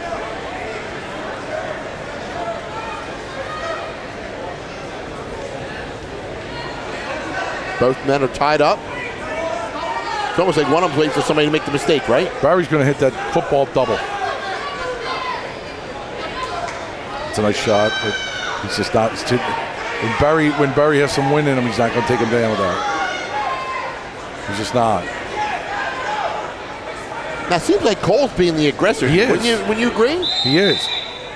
If I was Barry's coaches, I'd have been like, all right, you're coming out of injury time. Just go hard for 30 seconds. Now he just wore him down. Oh. 24 seconds to go. He's taking his time. But he's got to have a little sense of panic here. That is not. Still nothing yet. 10 seconds. Can Cole hold on? 9-9. He's got to roll. 5, 4, 2. Barry's got to lace that leg. No! Wow. So now what happened there? Was Cole better at making sure he wasn't taken down? Or did Barry not take? Barry didn't know how to finish it. Man. So we have our second overtime match. Oh, Cole's go right at it. Yeah, he better switch to a double. He better switch to a double. He's not going to take him down with that single. He just got out of athlete there. Now Barry's on top. He's in better position. Like we say here, first person takedown in the first overtime wins it. Cole's going to hold on to that grip, though, man. And Barry's looking up at the clock, and there's a stalemate. Yeah, I tell you, this Cole's kid. So who's that help? Stalemate helps Cole, when you think? Yeah. Barry's got one. He's got 38 seconds left in his tank. But Cole's went right at him, right off the whistle. He's got to do it again.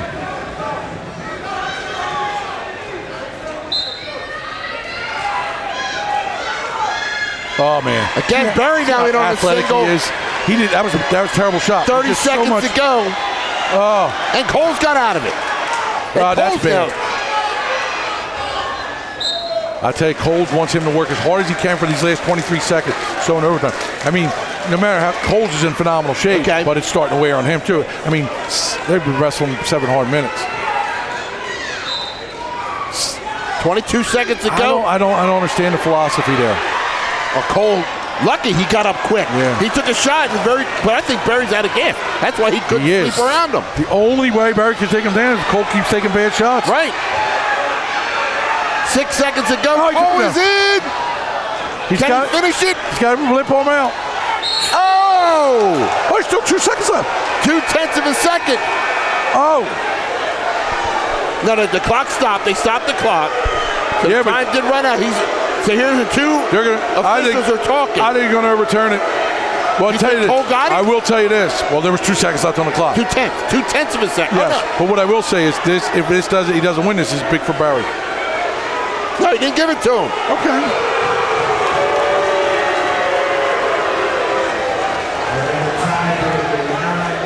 I don't think, even if they went 2 more tenths of a second, it wouldn't have been enough. I will say this.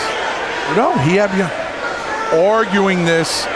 You're not going to win the argument. Right. All you're doing is giving Barry some Time, breath time. yeah. And it's just a look.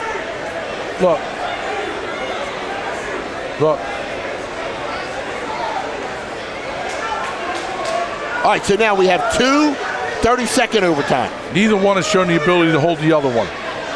And you can score as many points as you want in that 30-second. Unlike the first overtime Yes. where it's sudden victory. Yes.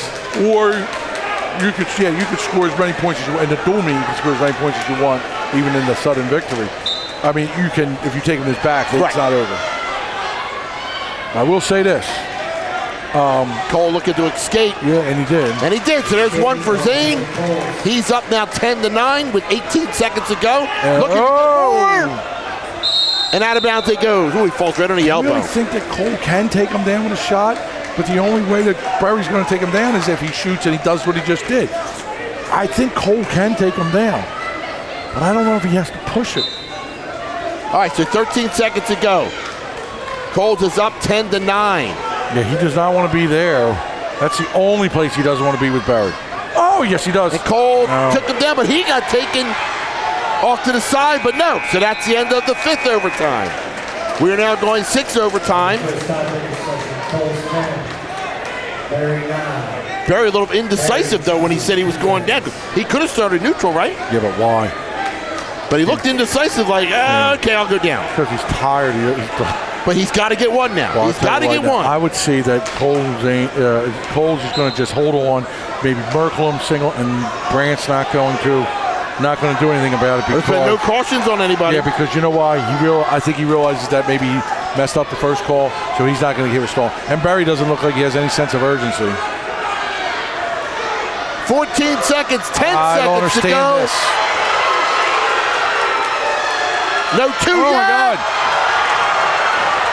No, He was my counting God! back, no back. 3, Oh my God! 2, 1. Coles is Oh going to my come out with God. the victory. What? That kid's a goer, man. I'm going to say this right now. There's no way he should have won that match. None. Zane Coles goes to 39-0. Your region champ at 195. Sophomore, right? And he's a junior. Junior. He's a junior. All right, over to the podium for our 182 presentation Top 4, 182. from Pinelands. Evan Burton came in 4th. Pinelands. Yeah. Kyle Corbett was 3rd. From Oak Crest, the number 2 seed. From Delsey is Curtis Thomas. He is your 2nd place finisher. Pinelands, Evan Burton. And your champion at 182 is Mike Masita. In third From place, the Oak prep. Crest, Kyle Corbett. So we've had a couple little minor upsets, 2 over 1. Yeah, But coming in, you thought Barry was the class of that. I did. Yeah. I did. I thought he was going to win, but that Coles kid just, he outgutted him. Mike Masita. All right, 220. We've got Joe, the we number need one. some pens. Well, you may get one here. I You don't got know. Tyreek Brown from Penns Grove. Listen, I'm going to tell you right now, don't take down. 2. Brown is 28-1 as a senior. He lost that Township kid, a heavyweight. And J.T. Cornelius from Southern, a junior at 36-3. Tyreek Brown, your district champ, 103-20 for his career. 3-time district champ, by the way. Yeah. 5th in the states last year, Tyreek Brown. Yeah. And J.T. Cornelius, 51-11. Southern has 2 different new coaches for every kid.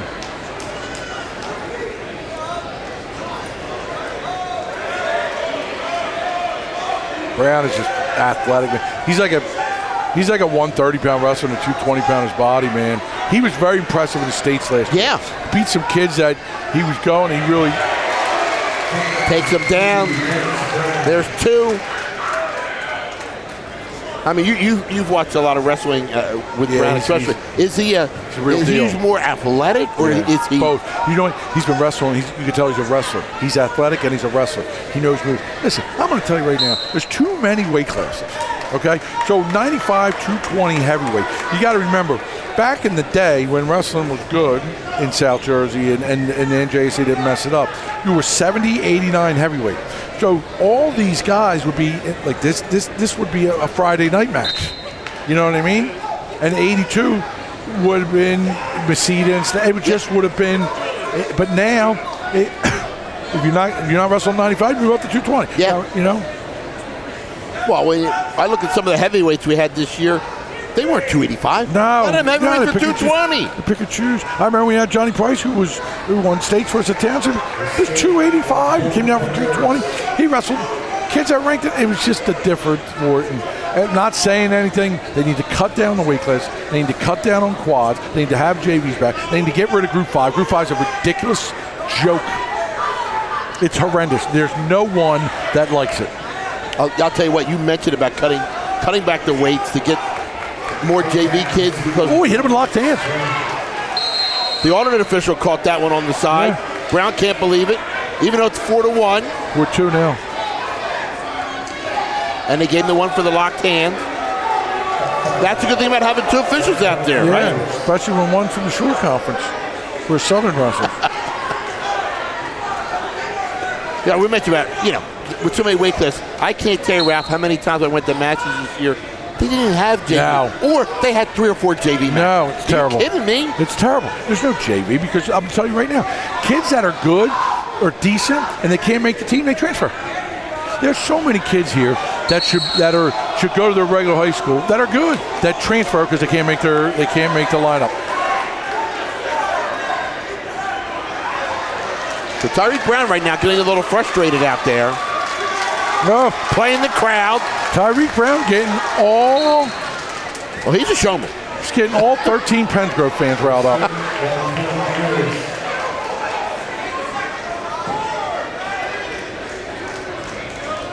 Tyreek Brown wins this. I guess the Palos will be jumping. Oh, yeah. It's a good restaurant. All right, so it's 4-3. Brown is up going into the second period. They choose neutral. Which was good. He obviously had it scouted out. He's taking him down pretty easily. He gets on bottom. If he's tired, the guy throws boots in. The great equalizer, Joe. Have your kid have him spend time with Gino Gimarella.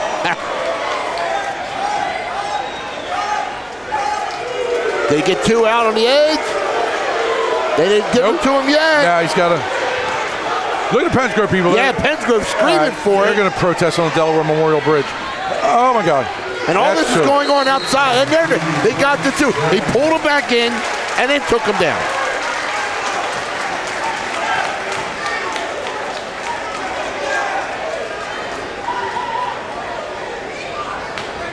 Six to 3 now. Brown is up. But I'll tell you what, though, I don't think Cornelius is done yet for Southern. Now it's 6-4. I would assume that he's going to take top. Probably not, though, because it's 6-4. He gets out 6-5. He's going to try and wear him down.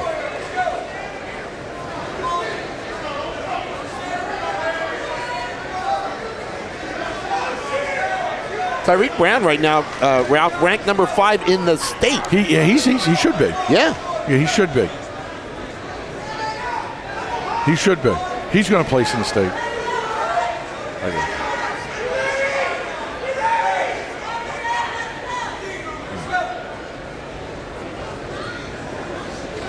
So 38 seconds to go here in the second period.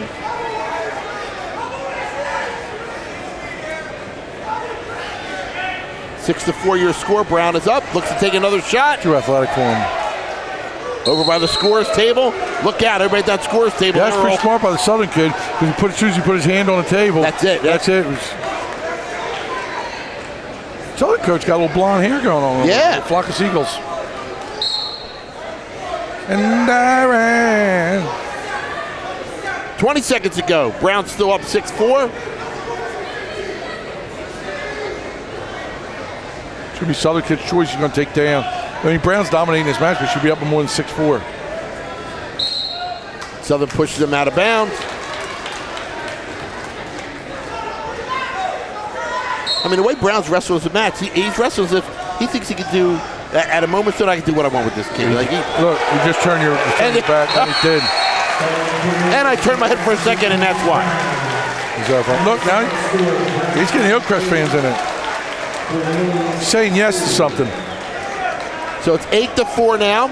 Southern kid took top, I told you. He's got one chance of winning. Yeah. If he doesn't get the boots in, the match is over. If he doesn't get these in, the match is over. If he breaks him down, this man gets the boots in, he's got a chance. But I just think Brown is so strong, Ralph. Yeah. To do that. Strong don't mean anything, Joe, when you put the legs in. Doesn't. He's got him in now. Now, if he breaks him down,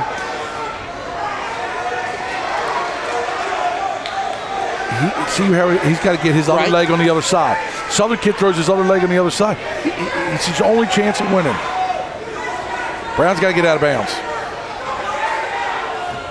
Brown looks to roll. He's not going to roll today. That's where he doesn't want to be. Now he broke him down. He might be too strong to get turned right here. But his legs are too big to pull this off. But Brown wrestles a smart match. He's just sitting there. There's no way you're going to turn me. But this kid is, see the advantage of legs in every other position in this match. Brown was just superior, and this is neutralized him. All right, stalemate. And that's the bottom guy's dream. So we got 1 minute, 1 second to go here in the third period. Brown is up 8-4. So Cornelius did all that work for 59 seconds and has got nothing to prove for it. Yeah, well, he's only down 8-4. If he didn't do all that work, he'd be down 12-4.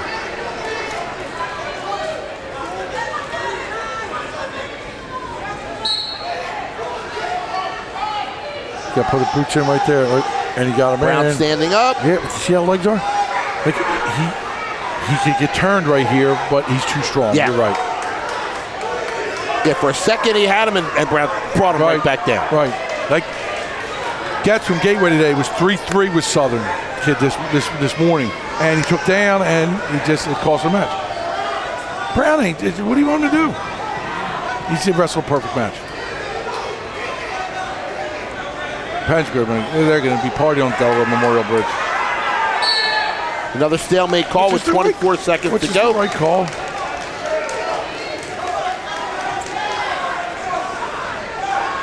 See over in the crowd, Miles Martin. Dad is one of the people cheering on Brown. Yeah, Miles Martin looks to win another national title coming up. What do you do? Let him up? No, I'm not. Yeah, that's him up. So now it's 9-4. You know why? He can't. He obviously is not as good on his feet. That's his only chance. Right okay, there. and then Brown takes him down, up 11-4. Region title goes back to Pennsgrove. Unsportsmanlike 1 point green. I don't know what that was. I don't know. But he's evoking memories of Willie Cruz. You don't know Willie Cruz, but he was filthy. He was a state champ for Pennsgrove. And Charles Moore. All right, so Brown escaped, so it's 11-6 with 12 seconds to go, though. But I do believe Tyreek Cornelius Brown. Jr.? Cornelius is a junior, yes. Brown is your senior. Going out of bounds. There's two more. And there's your buzzer, and there's your champion. Oh, here he goes. Watch this. What's going on? Look, what's he doing? All right, guys, headgear. Caught on the hair wrap. I'm telling you. So your champ at 220 from Pensgrove, Tyreek Brown. The 13 Pensgrove fans are going nuts. All right, back over to the podium. Before we take a quick break at 195. Fox Eagles not happy, Southern Coach. In fourth place from Clayton Glassboro, Noah Putney. From Kingsway, Alexis Almazar is your third place winner. Second place from Oak Crest is Tavon Berry. And your champion over there, soon to take that top rung at 195 Region 8 champion from Pittman will be Zane Cole. Zane Coles. Also over there taking pictures, Dan Antonelli. Look, kids, you know how many places you go to school? I took your picture. Come to GCC. All right, we are going to take a break here from Egg Harbor Township High School. Ralph and I will be back with the heavyweight right after this.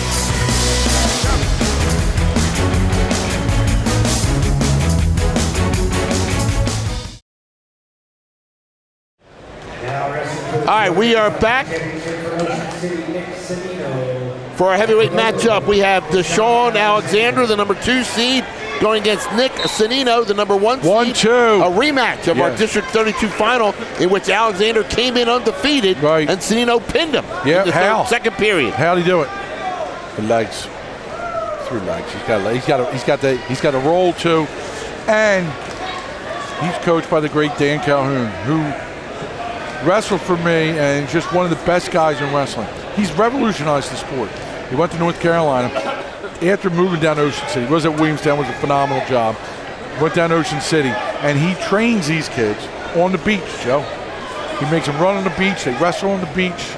They do all kinds of, in the warm weather, he makes them go in the ocean. They chase jellyfish. Look at this. Dan's not going to be happy about that. No points. They won a 2 now. Now Alexander is 34-1 on the year, 77-27 for his career. Sanino 33-4, 75-25 for his career. This is our only Overbrook finalist and our only Ocean City finalist. I think some of this beach training is going to come into effect. Junior versus a senior here. Yep.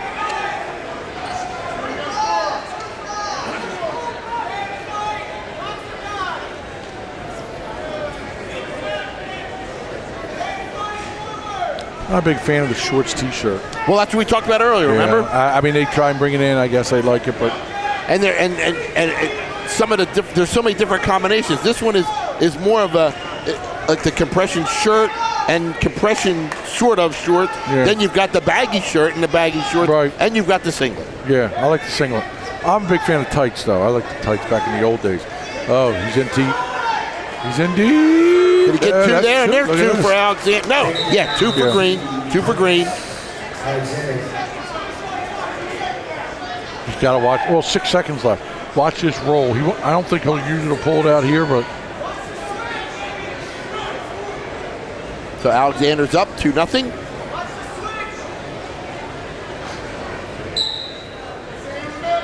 See, he sets it over that switch. Took him down to perfect time with 6 seconds left. So at the end of the first period, Alexander is up 2-0. You're watching the heavyweight 285 here at the Egg Harbor Township High School Region 8 Championship. Joe Visalli along with Ralph Ross. Are we halfway through yet? We're past halfway now. We got the heavyweight 6, 13, 20, 26. Should have some good matches there. I'd like to thank Atlantic City Electric for sponsoring this tournament for us. Look, so he's bringing the cover. He's looking to catch those legs. See that? Well, he's got him in now, man. Heavyweight, watch it. Oh, he's doing a good job. He breaks his bounds here. He's in trouble, Joe. He's in trouble. But now, again, you look at these 2 guys wrestling. Alexander, he could probably be 285, but Sanino. No. Look, he's got legs in, Joe. The great equalizer. But he's a big man. Now, the kid from Overbrook deferred, and the kid from Ocean City took top. So now it's going to be kid from Ocean City's turn. He can't sit there with his elbows in like that. That's stalling. See how he's got his legs in? And that's a perfect leg position. You ride him like, look at this. And this is how he beat him down at the district. That's what I said. And I wasn't even there, I just knew it. But he's not turning. He's cranking it pretty good, man. Stall on bottom. Oh, that's a bad call. Cimino, believe it or not, wrestled 220 most of the year. Sure he did. And he bumped up here. Yeah, wouldn't you see Tariq Brown on the other side of the mat? Wouldn't you bump up to heavyweight? And I guess if you see what some of the other competition at heavyweight is, right? That's what it does. It does. It's, you know. I mean, you got Matt Cruz from Gloucester, number 1 in South Jersey right now, but Cimino's number 2 and Alexander's number 3. Cruz is number 1? Yeah. He's got this kid in the finals, Max Sullivan from West. I wonder how that went.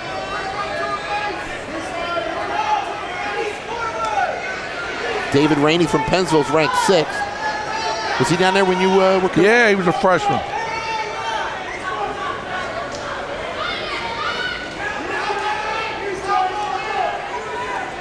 All right, we are still 2-0 here. 30 seconds to go in the second heavyweight period. You know, the kid from Overbrook did a good job not getting turned here. Now the OC crowd looking for another stall call. Alexander to his feet, and then they're trying to hold on and bring him back down. We got one. And he could not. So Alexander gets the 1 with 10 seconds to go. So he is up 3-0. I don't know if he got poked in the eye there.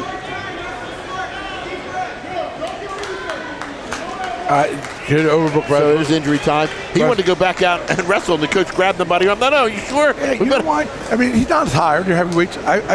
He's just got to he's got to say, listen, there's 7 seconds left. You're on your feet. You can't give up 2 here. You lose the match. It's the Overbrook kid's choice next period. If he takes down, the only way he can lose is if he takes it down. He should take neutral. There we see a quick shot of the Overbrook corner. The trainers are done. We are ready to go back with 7 seconds to go here in this second period. Oh, look at this. I like it. I like it. Now he's warning both. Good. Finally, a little toughness. You know, there's a lot of in wrestling nowadays, a lot of hugging. A lot of kids hugging after matches. Should be a team point, nice team point. Well, you know what, Ralph? Could a lot of that be because they know each other so well from not only wrestling? Yes, from the stupid clubs. There you go. That's why kids are so easy to transfer. Oh, I can't start here. I know this kid from club. I've gone to tournaments with his parents. I know this. It's an easy transfer. So you know everything.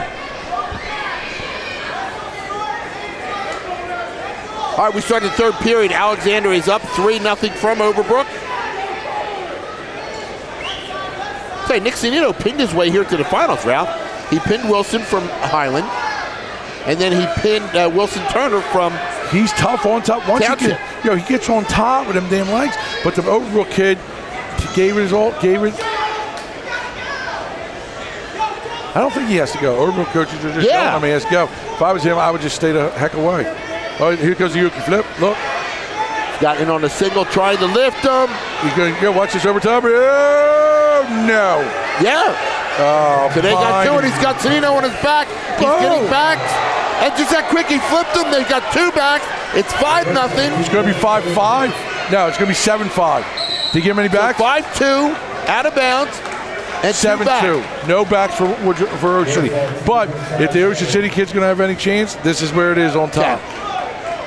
All right, so it's 7-2, 59 seconds to go. Got to pin him. Got to throw the legs in, put a half in, jump over and pin him. That's his only chance of winning. And Calhoun has scripted it that way. Watch.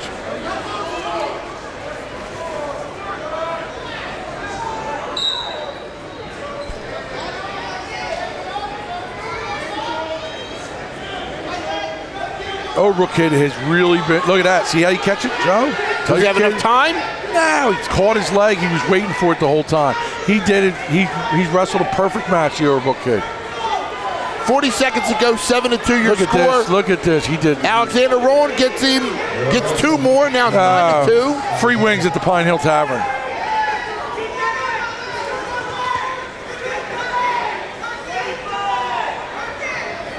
25 seconds to go. So Alexander looks like he's going to avenge his District 32 loss to Sanino. Overbrook. Brings back the days of Darryl Scott. 10 seconds to go.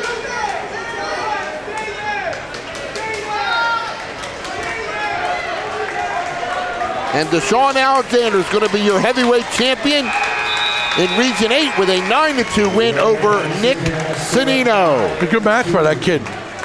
Your 2019 Region 8 champ at 285 pounds. All right, over to the podium we go for our presentation at 220. This is where we get our back-to-back pioneers. Yep.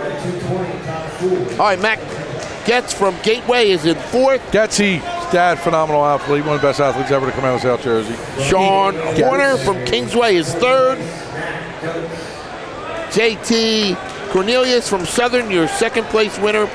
And your champion at 220 from Pennsgrove High School is Tyreek Brown. 2nd place from Southern, JT Cornelius.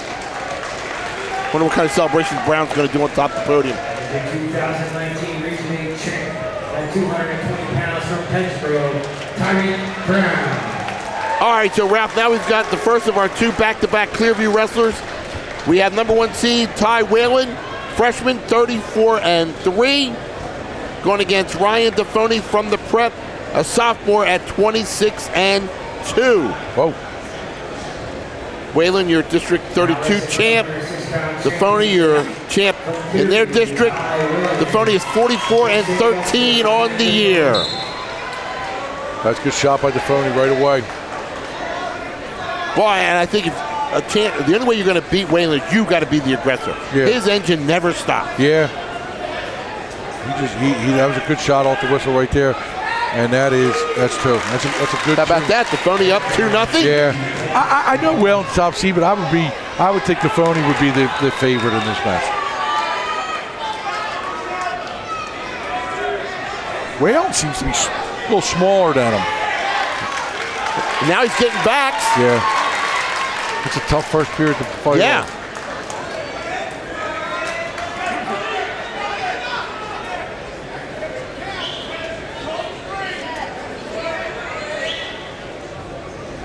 So it's 5-0 right now with a minute to go.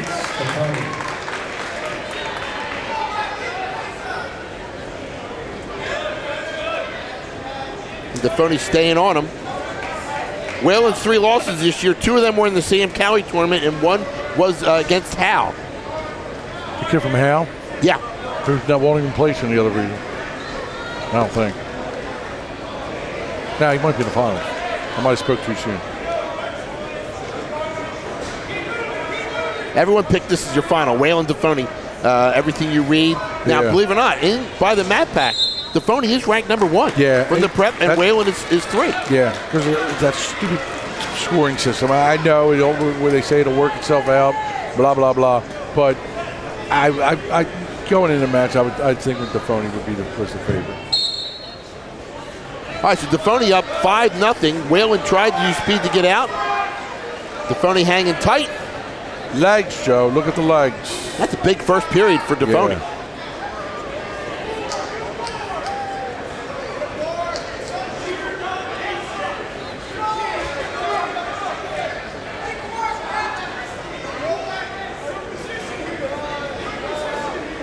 Five seconds to go. Defoni in control, 5-0 here in this first period.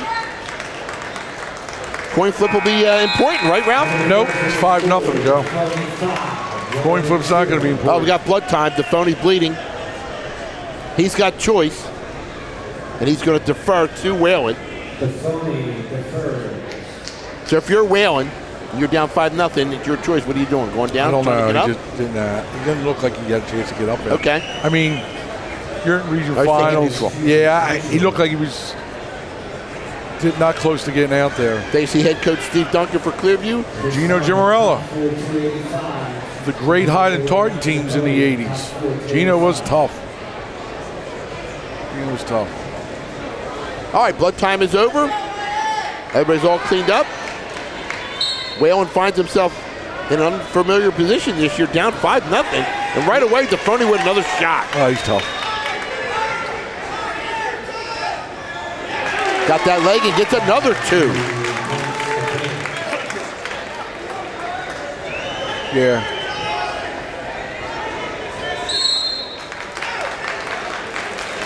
Who Whalen beat in the semis, Joe? Ty Whalen beat Hildebrand.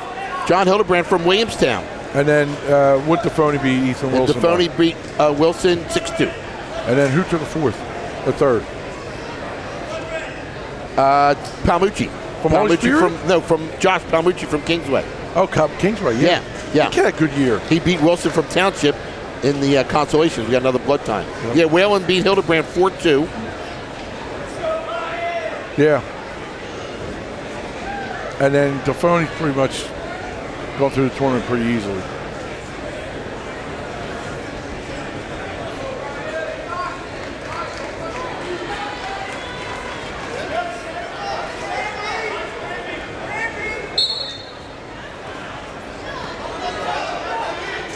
Only Masita wanted to get us out of here quickly, Joe. That's surprised you haven't had many pins. They usually Yes. don't. Yeah? Yes. Usually you're right because they're so evenly matched. Yeah. But there's been 2 overtime matches. Usually in the upper weights, I thought you have some pins, and there was no real quick. You know what I mean? Yes.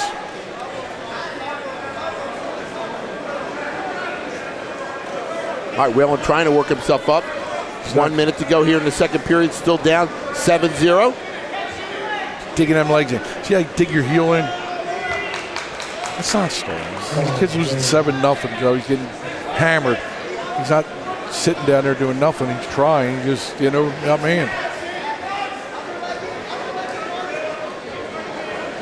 Next match, we got Jim Morella and Scarbo from Southern. Which Scarbo? Yeah. Freshman or sophomore? He's the junior. Oh, is he? Yeah. See, there's a kid. Southern Scarbo. Last year he didn't do much damage, but they stay out. Yeah. Southern has 50 kids on their team. Yeah, the Southern team, the kids in the rest of their team, none of them are like, achievements all over the place. They just stay at it and next man up. Yep. Next man up. Yep. They wrestle smart. They wrestle hard.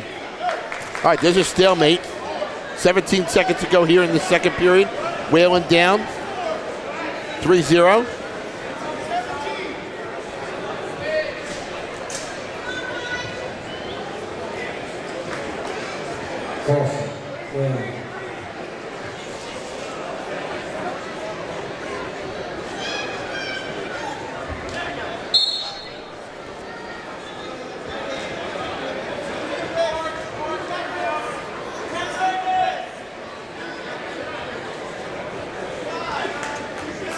I don't know what Defoni would take. Sense would say take down, but he doesn't need to take down. Right. So Defoni up 7-0 here as we go to the third period.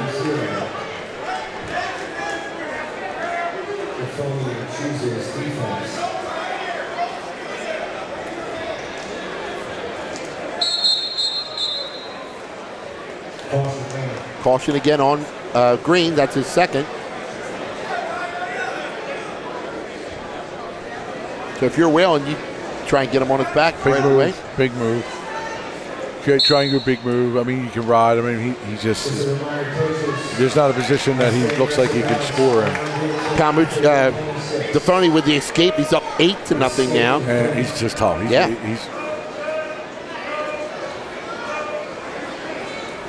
Also, champions for all weight classes, please stick around. He's going, man. He's going. He's been going since the opening whistle. Yeah, these are 2 young kids, and it's good for them to get some experience. Maybe they win 1 or 2 matches down Atlantic City. Yeah. 106 is loaded with kids like. Yeah, he's just tough. He's tough, man. There's another 2 for Defoni.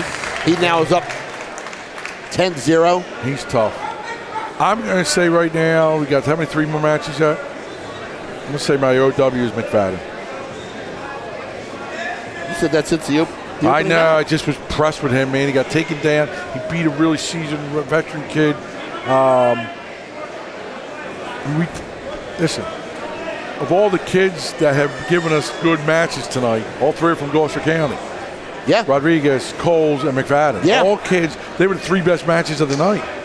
Well, they knew we were doing the match. That's right. That's right. We might have to go triple Gloucester County.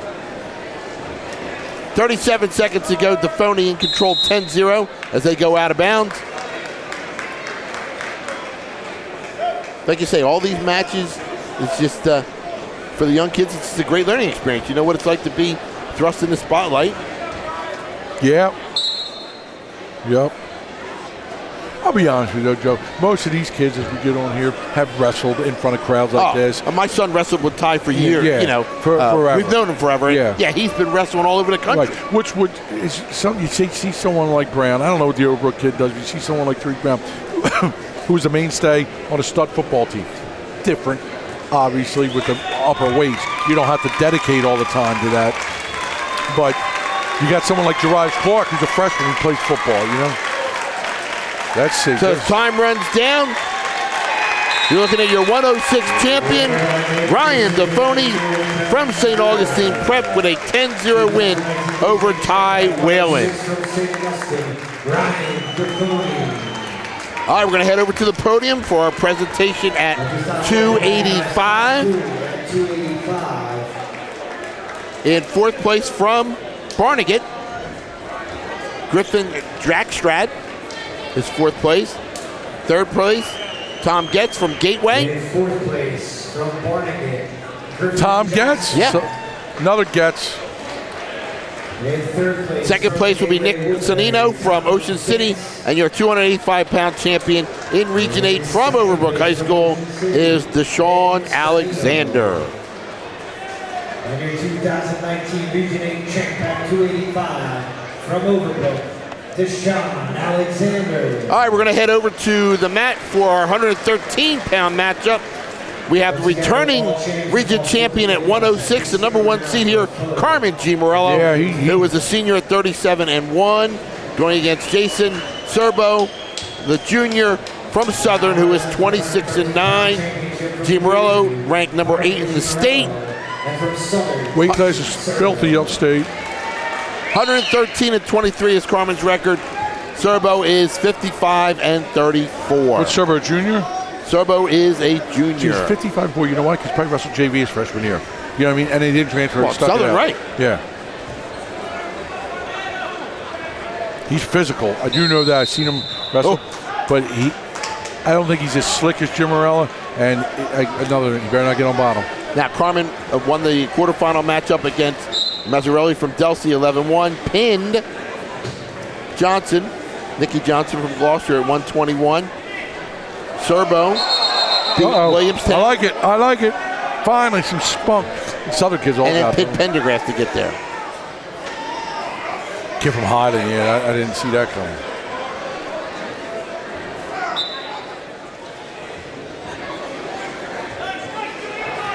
Carmen tried to get in there. Yeah, kid from Southern is pretty solid. Just see Jim Morrell just wearing him down a little bit, and if he gets on top, filthy. That's a good call. Oh, out of bounds, no points. I tell you, you mentioned his dad, Gino. My son also wrestles 113, and Gino wrestles with Carmen in the room busted him until over. he gets tired. Yeah. And then he throws my son in there and said, okay, you can have that. But, I mean, he's a freshman. You're going against a kid who's number 8 in the state. Yeah, what best way to... Yeah, who's got wrestling blood in him. And Gino is obviously in the corner. He's probably coached him his whole life. The kid is sound. He's a tough kid. The Southern kid's mixing it up, and he just came right back at him.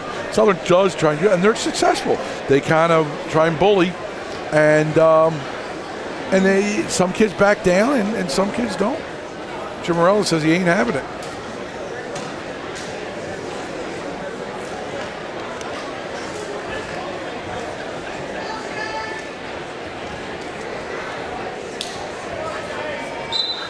Jim Morello, another senior, didn't really get a chance to find out where he's thinking about going to school, but I know Coach Antonelli from RCGC sure would like to get him in the room next year. Who wouldn't? You get you get Carmen, you get Gino coming in as a workout partner. I like it. I like the way this kid's mixing it up. The Southern kid's mixing it up, and Jim Morella is not backing down. No points there. 55 seconds to go in the first period. Jim Morella is chasing them all over the map. Well, that's just it, though. At what point Another blood time. Yeah, he's busted open pretty good. They're going to have to tape that up. I mean, Carmen's been the aggressor. Yeah. At what point do the Southern get called with a stall being backing out? He already got hit. He did one. Going to get hit again, yeah.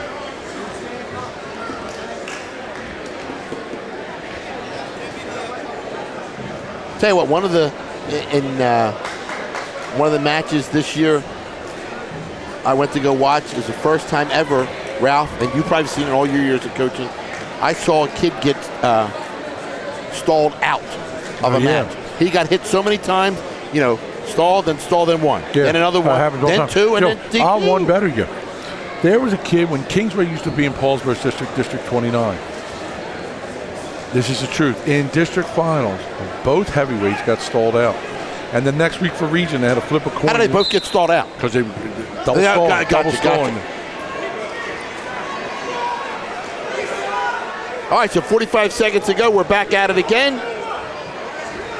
But he's used a lot of blood time already. How much blood time do you get, Ralph? You get 5 minutes. Okay. Listen, they stop blood time. Yeah. As soon as they stop it. Okay. I've never, in all my years of coaching, seen a kid get blood out. Okay. Because refs just won't do it. So as soon as he takes blood time, they'll put something on it, and then they'll say stop the blood clot. Yeah. It's cleanup. Right, then it's cleanup. Yeah. All right, still no points here. Carmen trying to get two, still nothing. Referee Pete Brandt right on top of it. What's he got to do here, Ralph, to try and get the two, or is it not going to happen? Jim Morello's got to try and scoot around and get his leg in, or he just sits there. Serbo holding tight, and that's how we're going to end it, 0-0 after the first period. All right, Red has choice. Oh, they put him down. You got to. I understand the reason why 0-0, but I just... So if it's 0-0, is that if you're coaching, you're 0-0, what is your always choice then? Always down, except for like if I was wrestling the 220-pounder from Southern or Jim Morello. Okay. Because you can score from down. You should be. And for a score, if it happens to go to that ultimate overtime. But if you don't score and you get legs thrown in on, you know what I mean? Like definitely it was 0-0. If I was the Overbrook kid, I wouldn't have taken down on the. But he's doing a nice job here. Morello's tough on top. Yeah, tried to break his hands, couldn't. Carmen brought him back down to the mat. Again, Serbo trying to stand up, trying to break the arm. He's almost out. Carmen trying to hold tight. Now the Southern fans are yelling for stalling. And it normally would be, but... And they're out of bounds. I'm wondering why Carmen hasn't turned the legs in yet. Maybe he's just being a little cautious. Right.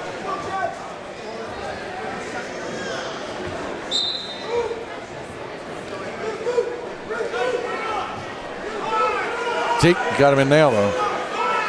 1 minute to go here in the second period. We're still scoreless at 0-0 in our 113-pound final between Gia Morello from Clearview and Serbo from Southern.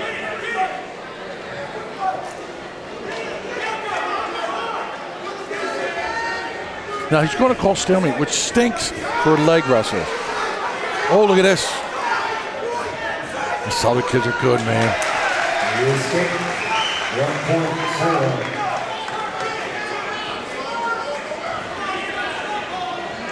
Gia Morello 37-1. His only loss was in that Sam Cowie tournament. Who's this for, Jersey kid? I have to try and find that one for you.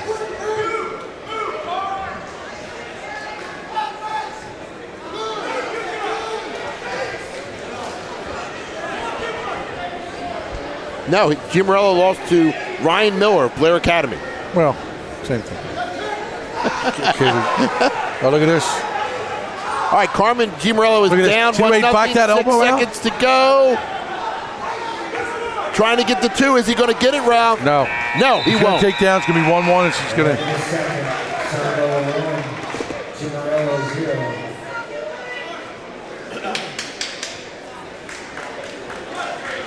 All right, Carmen once down.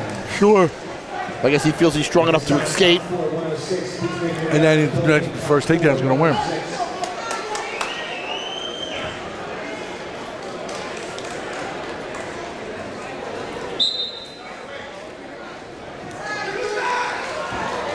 Good move there by Serbo, not allowing up. But Carmen again trying to get up. He's got the arm around his. Here's the thing.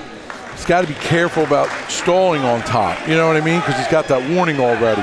So if he gets to his feet, he's going to have to. I will tell you this: if he does get hit with stalling, these Southern fans are going to go ballistic. Yeah. And unfortunately, they're right behind us. Yeah. Carmen again tried to stand up. It's a good monkey Servo duck. takes Oh, him he's right. got that leg lace. Jim Earl's in trouble. Got out of it, though. Still a lot of time here, Ralph. Yes. All right, so he's out. So now we're back. 1-1. 1:30 to go here in the third period. At what point does one of these wrestlers have to take a shot?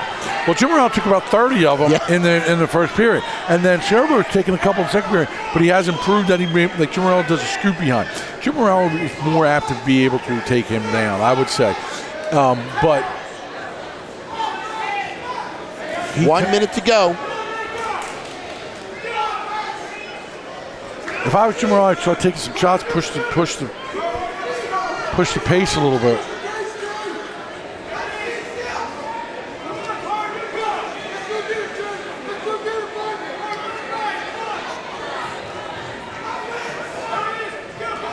Oh, that's a nice shot. Servo in. Oh, that's a nice 49 shot. seconds to go. But this is where Jim Earl's been tough. Server's got to change to a double. He's got to get his Yeah, but right can he arm. do it in that position? He's got to get his right arm out, scoot it around his waist. That's his own. He's working on. See, he doesn't want to let go. And what's Carmen trying to counter with? Right here, he's tough. He's going to score two right here. That's a good shot. But what's he got to do? Does he got to scoot around him? He's got to go to Now he's gotta go to stalemate. overtime right now. Another blood time. No. Is it? Who's bleeding? Oh, it's all there's blood over the mat. Somebody was bleeding.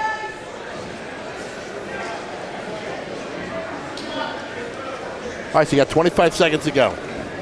Do you just ride it out? Jim Earl was getting in on deep in the first period, and he turned his game off. I don't know if he feels like he could take. I mean, Scarborough's gotten in on 3 deep shots. Jim Earl has taken his best and pushed it away. I mean, you can't get any better shots than what he has. And Jim Earl is. I guess Jim Earl's game plan is if he takes a bad shot, he's going to take. But he hasn't taken a bad shot yet. All right, so they ended blood time. Still not quite sure who the blood time was with, though. It was on the mat. So someone was dripping and it was on the mat. All right, so here we go. Your final 25 seconds to go in this third period. We are 1-1 between Jim Morello and Serbo. Southern coach is telling us their guy not to reach. Yeah. 10 seconds to go. At this point, There you go, there you go, there you go, there you go. so he reached it, just Carmen couldn't take advantage of it. I'll tell you, they both kind of. Oh, that's a nice shot. I don't know why he did it with 3 seconds left.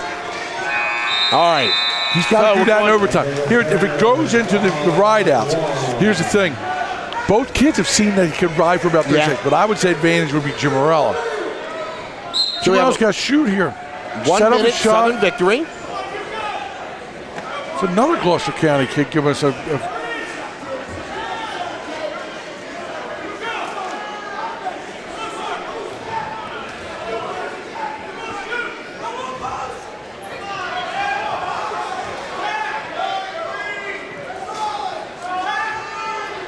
Jim Morello knows. I think he feels confident on the mat. Okay. You know, So we went through 30 seconds still. it's a good shot right there. Does he have enough to finish it? Yep. Now he's going to be out of bounds. Good match. It's a good match. And more blood time.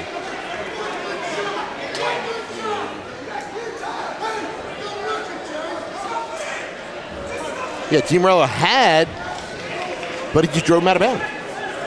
Yeah, both these kids are pretty tough, pretty good defenders. It might come down to who can get out. There she is out of the Southern crowd. And they travel well, don't they? Yeah, why wouldn't they? It's actually not that far of a drive, probably right down the turnpike. I was just going to say, right? Or right down the parkway. All right, here we go. 25 seconds to go in overtime. Still 1-1.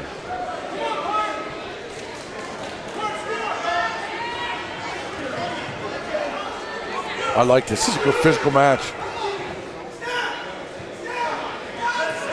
Neither one giving way here. Oh, I don't know why. Out of bounds, did he get it? Nope. Oh, he gave the 2. He gave him the 2 with 2 seconds to go. Carmen G. Morello with the win at 1:13. So your Region 8 champ at 113, Carmen G. Morello with the takedown in overtime. Back-to-back titles. Won it last year 106, this year 113.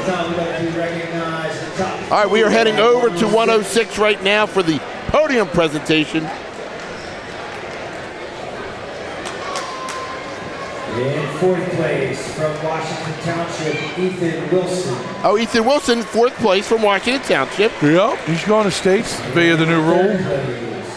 From Kingsway, Josh Palmucci from Kingsway, your third place winner. Second place from Clearview, Ty Whalen.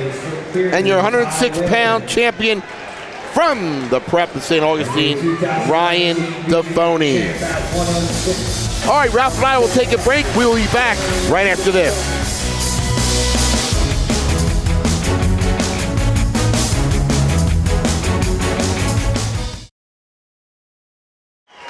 All right, Ralph, we are heading over to 120.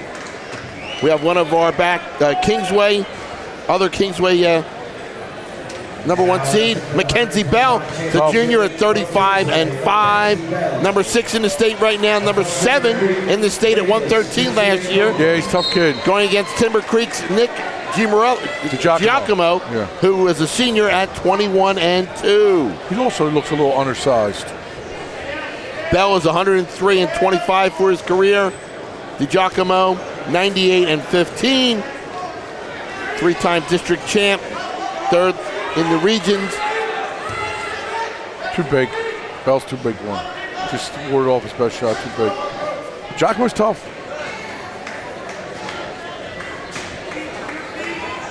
So you're still staying with McFadden as your choice, huh, right now? So nothing showed me that would be different. He should win it. I don't know if he will.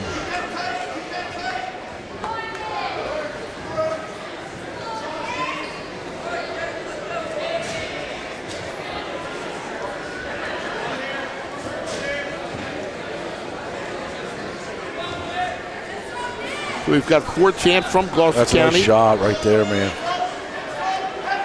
Jane Hinton gave this kid all he could handle in the semis. I was talking to Coach Hearn. He said he gave up points late.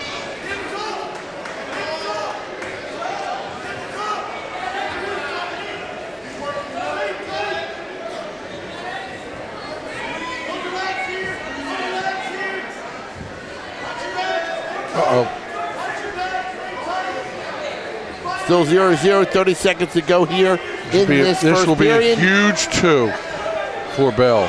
Oh, he let it go. And Bell gets his 2. Here's what makes me also mad about this. Okay, look. OW is voted on by the coaches, right? Coaches are done. They leave. St. Augustine, get out of here. Yeah. How does he? So who do you vote for OW? Right, and you still got 2 more matches to go, right? Right. So I just I can never understand that. So they should just not let these coaches vote because they don't take it seriously, and let the referees vote. It's appalling. That being said, I used to leave early all the time. They say they give it to the refs, but do they watch every single match? Yes. Then who else could you? The coaches shouldn't give it to them. You know what I mean? Or let the press pick it. I was just going to say that the media that are here. Yeah. And you got some guys here in the media who know the sport. Yeah. But in all seriousness, when I was coaching Johnny Price at States, he was the 12th seed. He wins states at heavyweight. That's when they started at 106. No, he pinned his way through the state tournament. And no, he didn't get any votes for OW. Ridiculous. All right, Bell is up 2-0 here. Minute to 30 to go in the second period. In weight class 120. Region 8 championship here at Egg Harbor Township High School. Joe Visalli along with Ralph Ross. Being brought to you by Atlantic City Electric.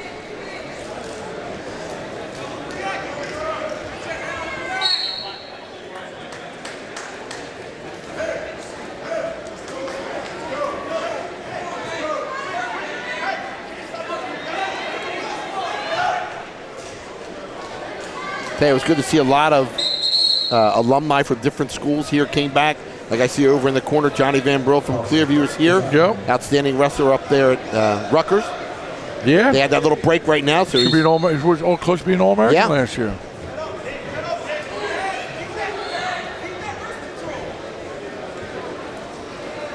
Yeah, every ref's still here. Every ref's the match. They're sitting in the corner. Just let the refs pick it.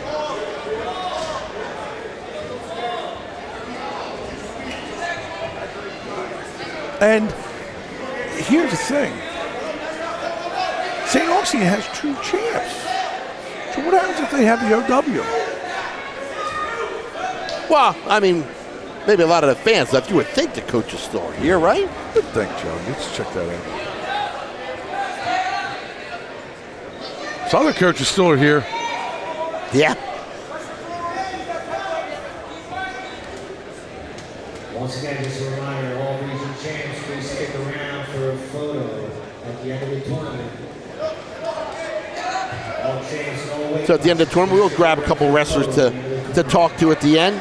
Yeah, McFadden and Rodriguez. Also coaches, after 126, please hand in your... Bell getting back points here, up 4-0 in the closing seconds of the second period. He's got 3 more backs, so he is up 7-0. End of the second, Bell 7, the Giacomo 0. The Giacomo chooses neutral. Bell beat Breimeyer from Southern 17-1 in the quarterfinals, and then beat Jaden Hilton 8-6 in the semis to get here. Right. DiGiacomo beat Walton from Delsey, and then beat Taylor Robinson from Williamstown. Tough weight class.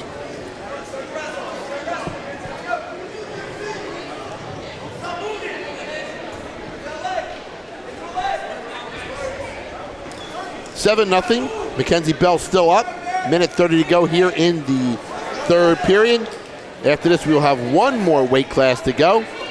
Jenkins and Hunter Gandy. Yeah. Back-to-back Timber Creek Chargers in the finals. Dave Ritz, head coach, state finalist for the for the mighty Hod and Tartans back in the day.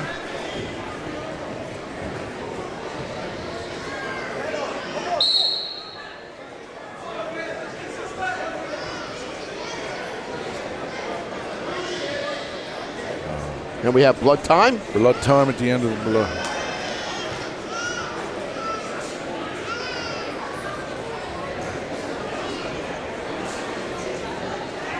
I'm about ready to stand up and do last match standing, Ralph. I don't know about you. I know. To keep getting blood time, I'm not gonna be happy.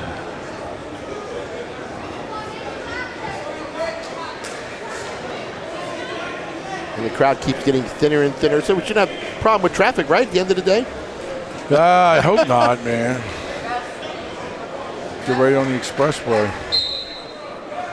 All right, blood time's over. A minute to go here in the third period. Bell is up. So St. Aug's had 2, right? 2 champs. Kingsway looks like they're going to have 2, right? Clearview's got 1. Southern's got 3. 3. And Woodstown could have 2 if Gandy wins, right? Correct. Yeah. Pennsgrove 1, Overbrook 1. Ocean City 1. Pittman's got 1. Ocean City got. Oh, right. Pittman 1. Yeah. Clayton 1. That's what I'm saying. It was balanced this year. Yeah.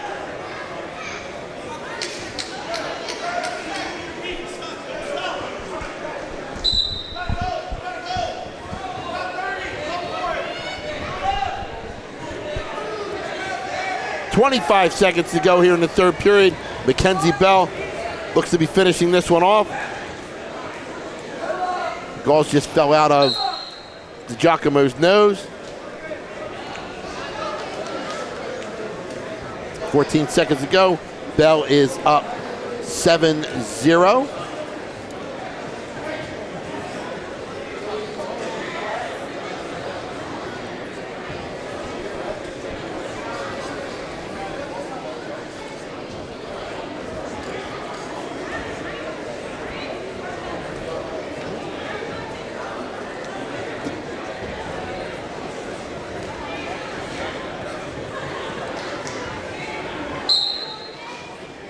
.13 seconds to go. Bell looks to finish this one off. The number 1 seed over the number 3 seed. The Kingsway looks to get their second champ. They had 2 in, so they're going to win. Look at this. Just that quick. He gets 2 more, and he's going to finish it off 9-0. Mackenzie Bell.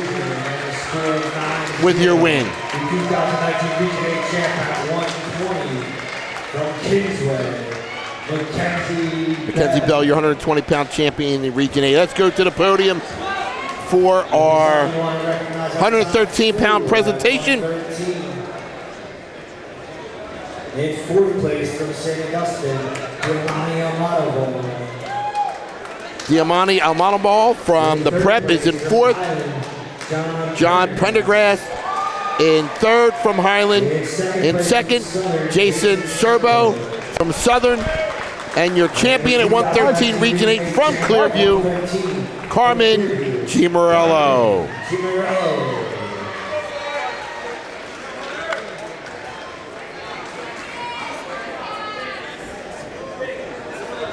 All right, and we got our final matchup of the night. 126, number 1 seed Cameron Jenkins from Timber Creek. The senior is 29-5, going against Hunter Gandy, the sophomore from Woodstown, who is 32-4.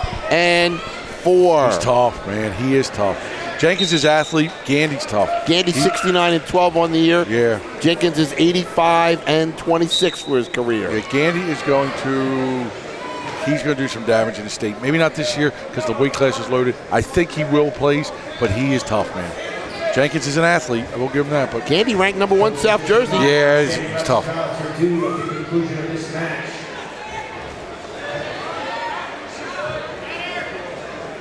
Jenkins won the most valuable wrestler at 29 now. Yeah, the weight class. He beat maybe he beat a Holkey. Yes, he beat Holkey. Upset him. Yeah. Yep.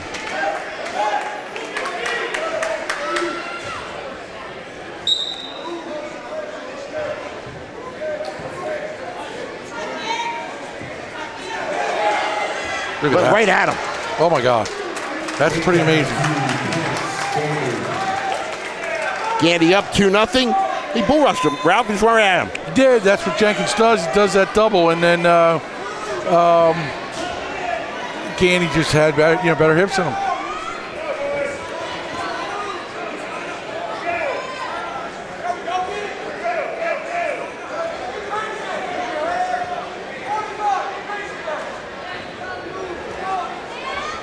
Got tight bar, and he's going to. 45 seconds to go here in the first period. Gandy's still up 2-0. They stop it. Potentially dangerous move. Jenkins beat Romeo Rodriguez from Middle Township in the quarters, or in the semis to get to the finals here. Gandy upset Sebastian Delegado from Southern. I don't think that's much of an upset. Pinned him. Yeah. In the mid-50. He may have been lower seed, but Gandy was the best in this weight class coming in.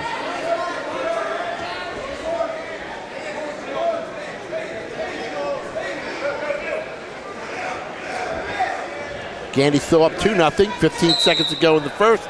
They're out of bounds.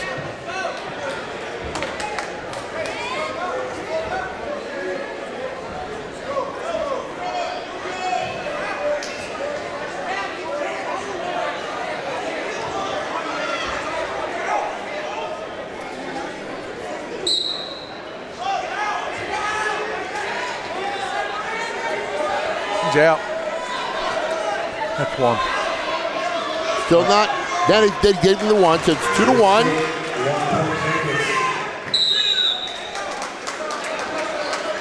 Clock stopped with 1.7 seconds to go.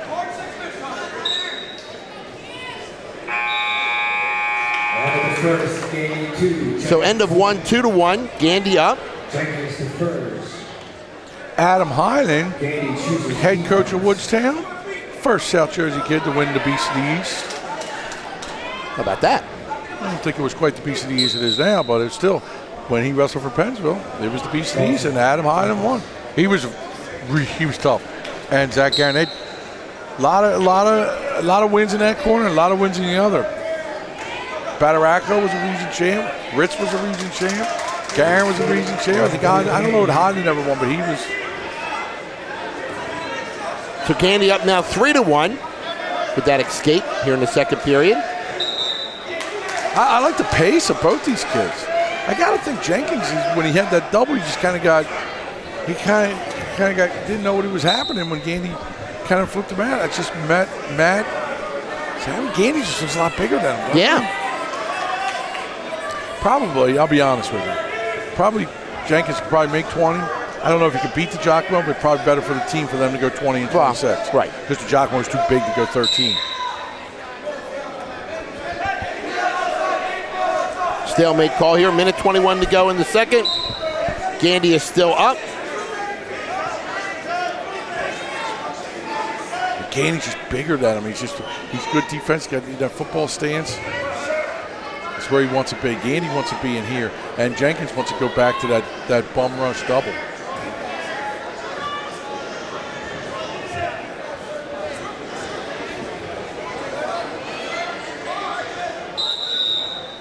Out of bounds. 56 seconds to go in the second period. Still the same score, 3-1.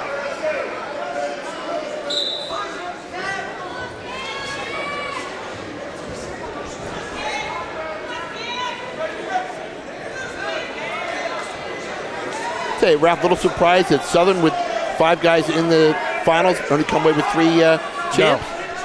No. Look at that. That's 2 and backs. There's 2, and you're right. He didn't get back. No, he didn't. He flipped out of it too quick, but no, he didn't. That ties it up at 3-3. He didn't flip out of it too quick. The referee didn't get down there quick enough. Yeah. Holy moly. Now, could the other official overrule him? No. Okay. Not on that. Couldn't overrule him on that.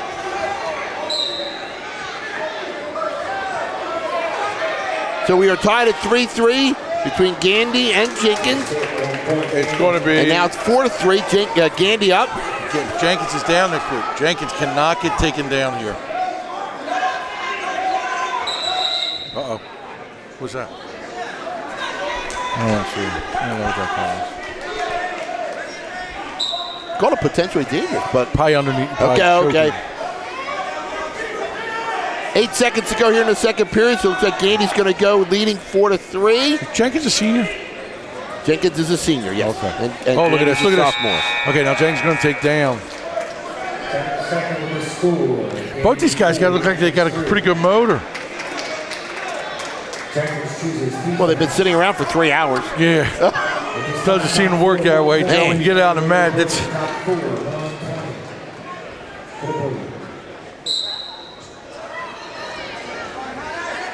He doesn't want to get hit with an unnecessary stall here. He knew it. So 1 green. Now we are tied at 4-4.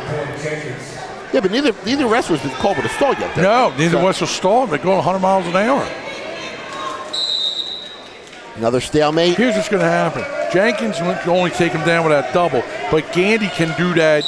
You know, he was on his back last time, but he was also close to coming out. Jenkins don't want to take any bad shots because Gandy is so fundamentally sound. Look at that. He's starting to wear down now, both of them. And these guys went hard. Look at that. He's in deep. Oh, by the edge of the mat, took him down, but refs said they were out first. Yeah, they probably were. So we're still at 4-4, 1:25 to go, and we have blood time. Good. Say, one thing I do see, Gandy wearing an Ohio State headgear. Yeah, maybe he likes them. But I know that in real rules, you're not allowed to have anything on your headgear except for the symbol of the team, your team.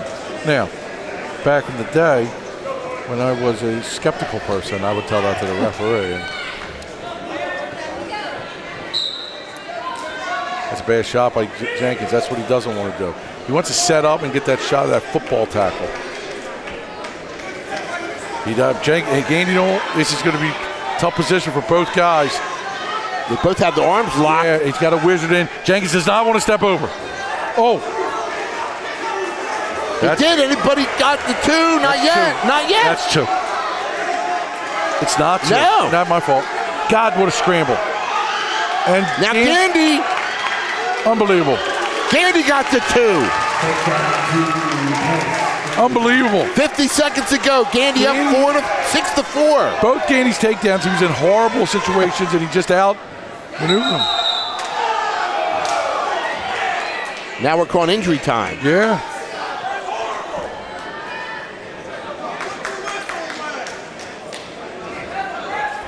Now, how would the official know injury time on that? Because the kid on the bottom was saying the hurt. kid. Gotcha.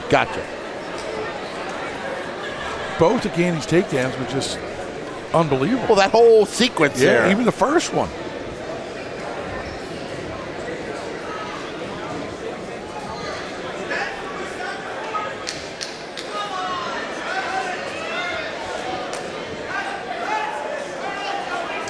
All right, 6-4, 40 seconds to go. Gandy is up. Jenkins is down. Jenkins knows he's got to go. Got to go. Got to really. Gandy knows exactly what to do. Hold 34 seconds to go. That's one. So there's the escape. It's now 6-5. 30 seconds to go. Jenkins has got to take a shot. Yeah, Gandy's got to stay away. See that underhook? That's a brilliant. Look, all this time. Jenkins got to take him out and give one more shot. Got to get out of bounds. But he wasted about 10 seconds here. We're down to 14 seconds. 14 seconds in eternity in wrestling, though. He's got that one double. Gandy's got a stall warning, and he should run away. Inside 10 seconds to go. Gandy up 6-5. There's another stall.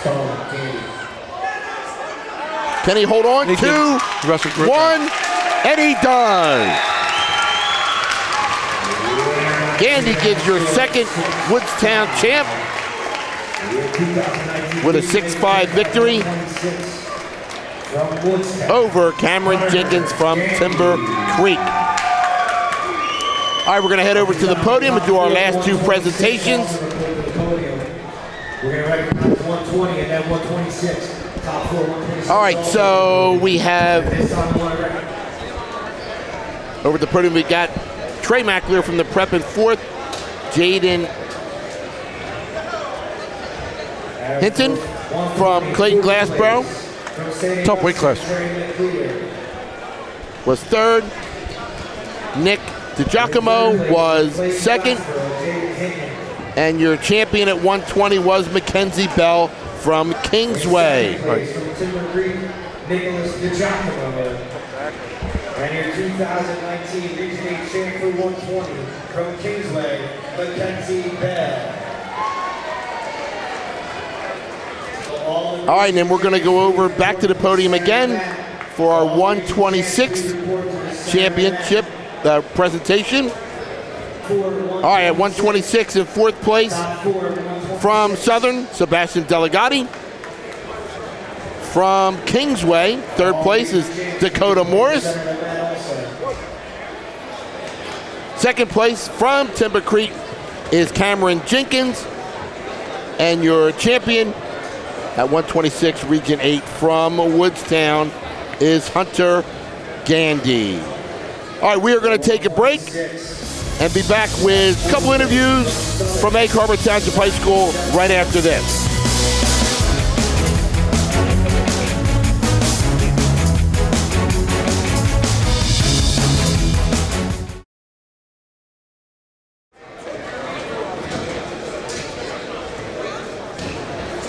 Welcome back to Region 8 Wrestling here at Egg Harbor Township High School. Joe Visalli along with Ralph Ross. And Ralph, we've got a couple Gloucester County champs with us. Why don't you take it away? Both guys gave us probably one of the most exciting matches. And Finn, when we were going into it, you were down, you didn't panic, you were wrestling senior. Pretty impressed with your match skills. When you were down and then you started to let him up, did you feel that confident when taking him down? Yeah, I did. He was gassing. Once he called that injury time, we knew we had him. Okay. Yeah, you could read that body language that you were turning it up, and he was starting to fade a little bit. But your mat savvy, was pretty impressive, and I just think that's going to help you a lot in Atlantic City. Do you feel like the state tournament and all you guys being state champs helped you out a lot? Yeah, I do. It got us a lot of momentum. Got us pumped up in wrestling room, I guess. Okay. For what it's worth, I know both you guys are here. You had my vote for OW, but my vote don't count. Congratulations. All right, now I got Jacob Rodriguez, the champion at 160. Jacob, congratulations once again. What a great match you had. And going into that overtime, what did you know you had to do? I knew I had to take him down. I knew he was getting tired, and I knew I was going to be able to take him down. Now, coming into this match, and we mentioned it, you hurt your knee earlier, you had to fight through it. Then you had to wrestle Thursday, you had to wrestle Friday, you had to wrestle 2 times today. Yeah. What did you have left in the tank going into that overtime period? I had every last bit of me left in the tank. I work hard enough to have that last bit of me, not just physically but mentally. All right, let me ask you this: when you're in the room and you're wrestling against the Clayton kids, but I think the hardest guy you wrestle against got to be your brother Nicky when he's in there with you. Yeah. Wouldn't you agree that helped you tonight? Yeah, definitely. Yeah, my coaches and Nick, of course. Nick pushes me in the room when I'm not pushing myself. All right, now, I know I don't have much pull at Clayton, but if it's up to me, I think I'm going to give you could come in a couple hours late on Monday. How's that? Congratulations, Nick, on your win. Well, Ralph, I mean, we said it was a balanced region, and it pretty much was. Woodstown, 2 champs tonight. Yeah, shocking. You never hear that much of them. It was a pretty balanced region. Gloucester County was really well represented with 2 guys we had here. We had Jim Morella. They did a really good job, and it was a pretty good region. Pretty good wrestling. All right, and got to also mention our most valuable wrestler out of Pennsgrove, Tyreek Brown. Yeah, I didn't see that coming. He was an #1 seed and not so loaded of a weight class. He's a showman, and that worked. But I think that, like I said, I think we should have had one of the outstanding wrestlers here. Like I said, if my vote account, I probably would have went with McFadden. All right, so there we go. That wraps up Region 8 Wrestling down here at Egg Harbor Township High School. For Ralph Ross, I'm Joe Visalli. For the Gloucester County Educational Network, we hope you enjoyed wrestling. Have a good night.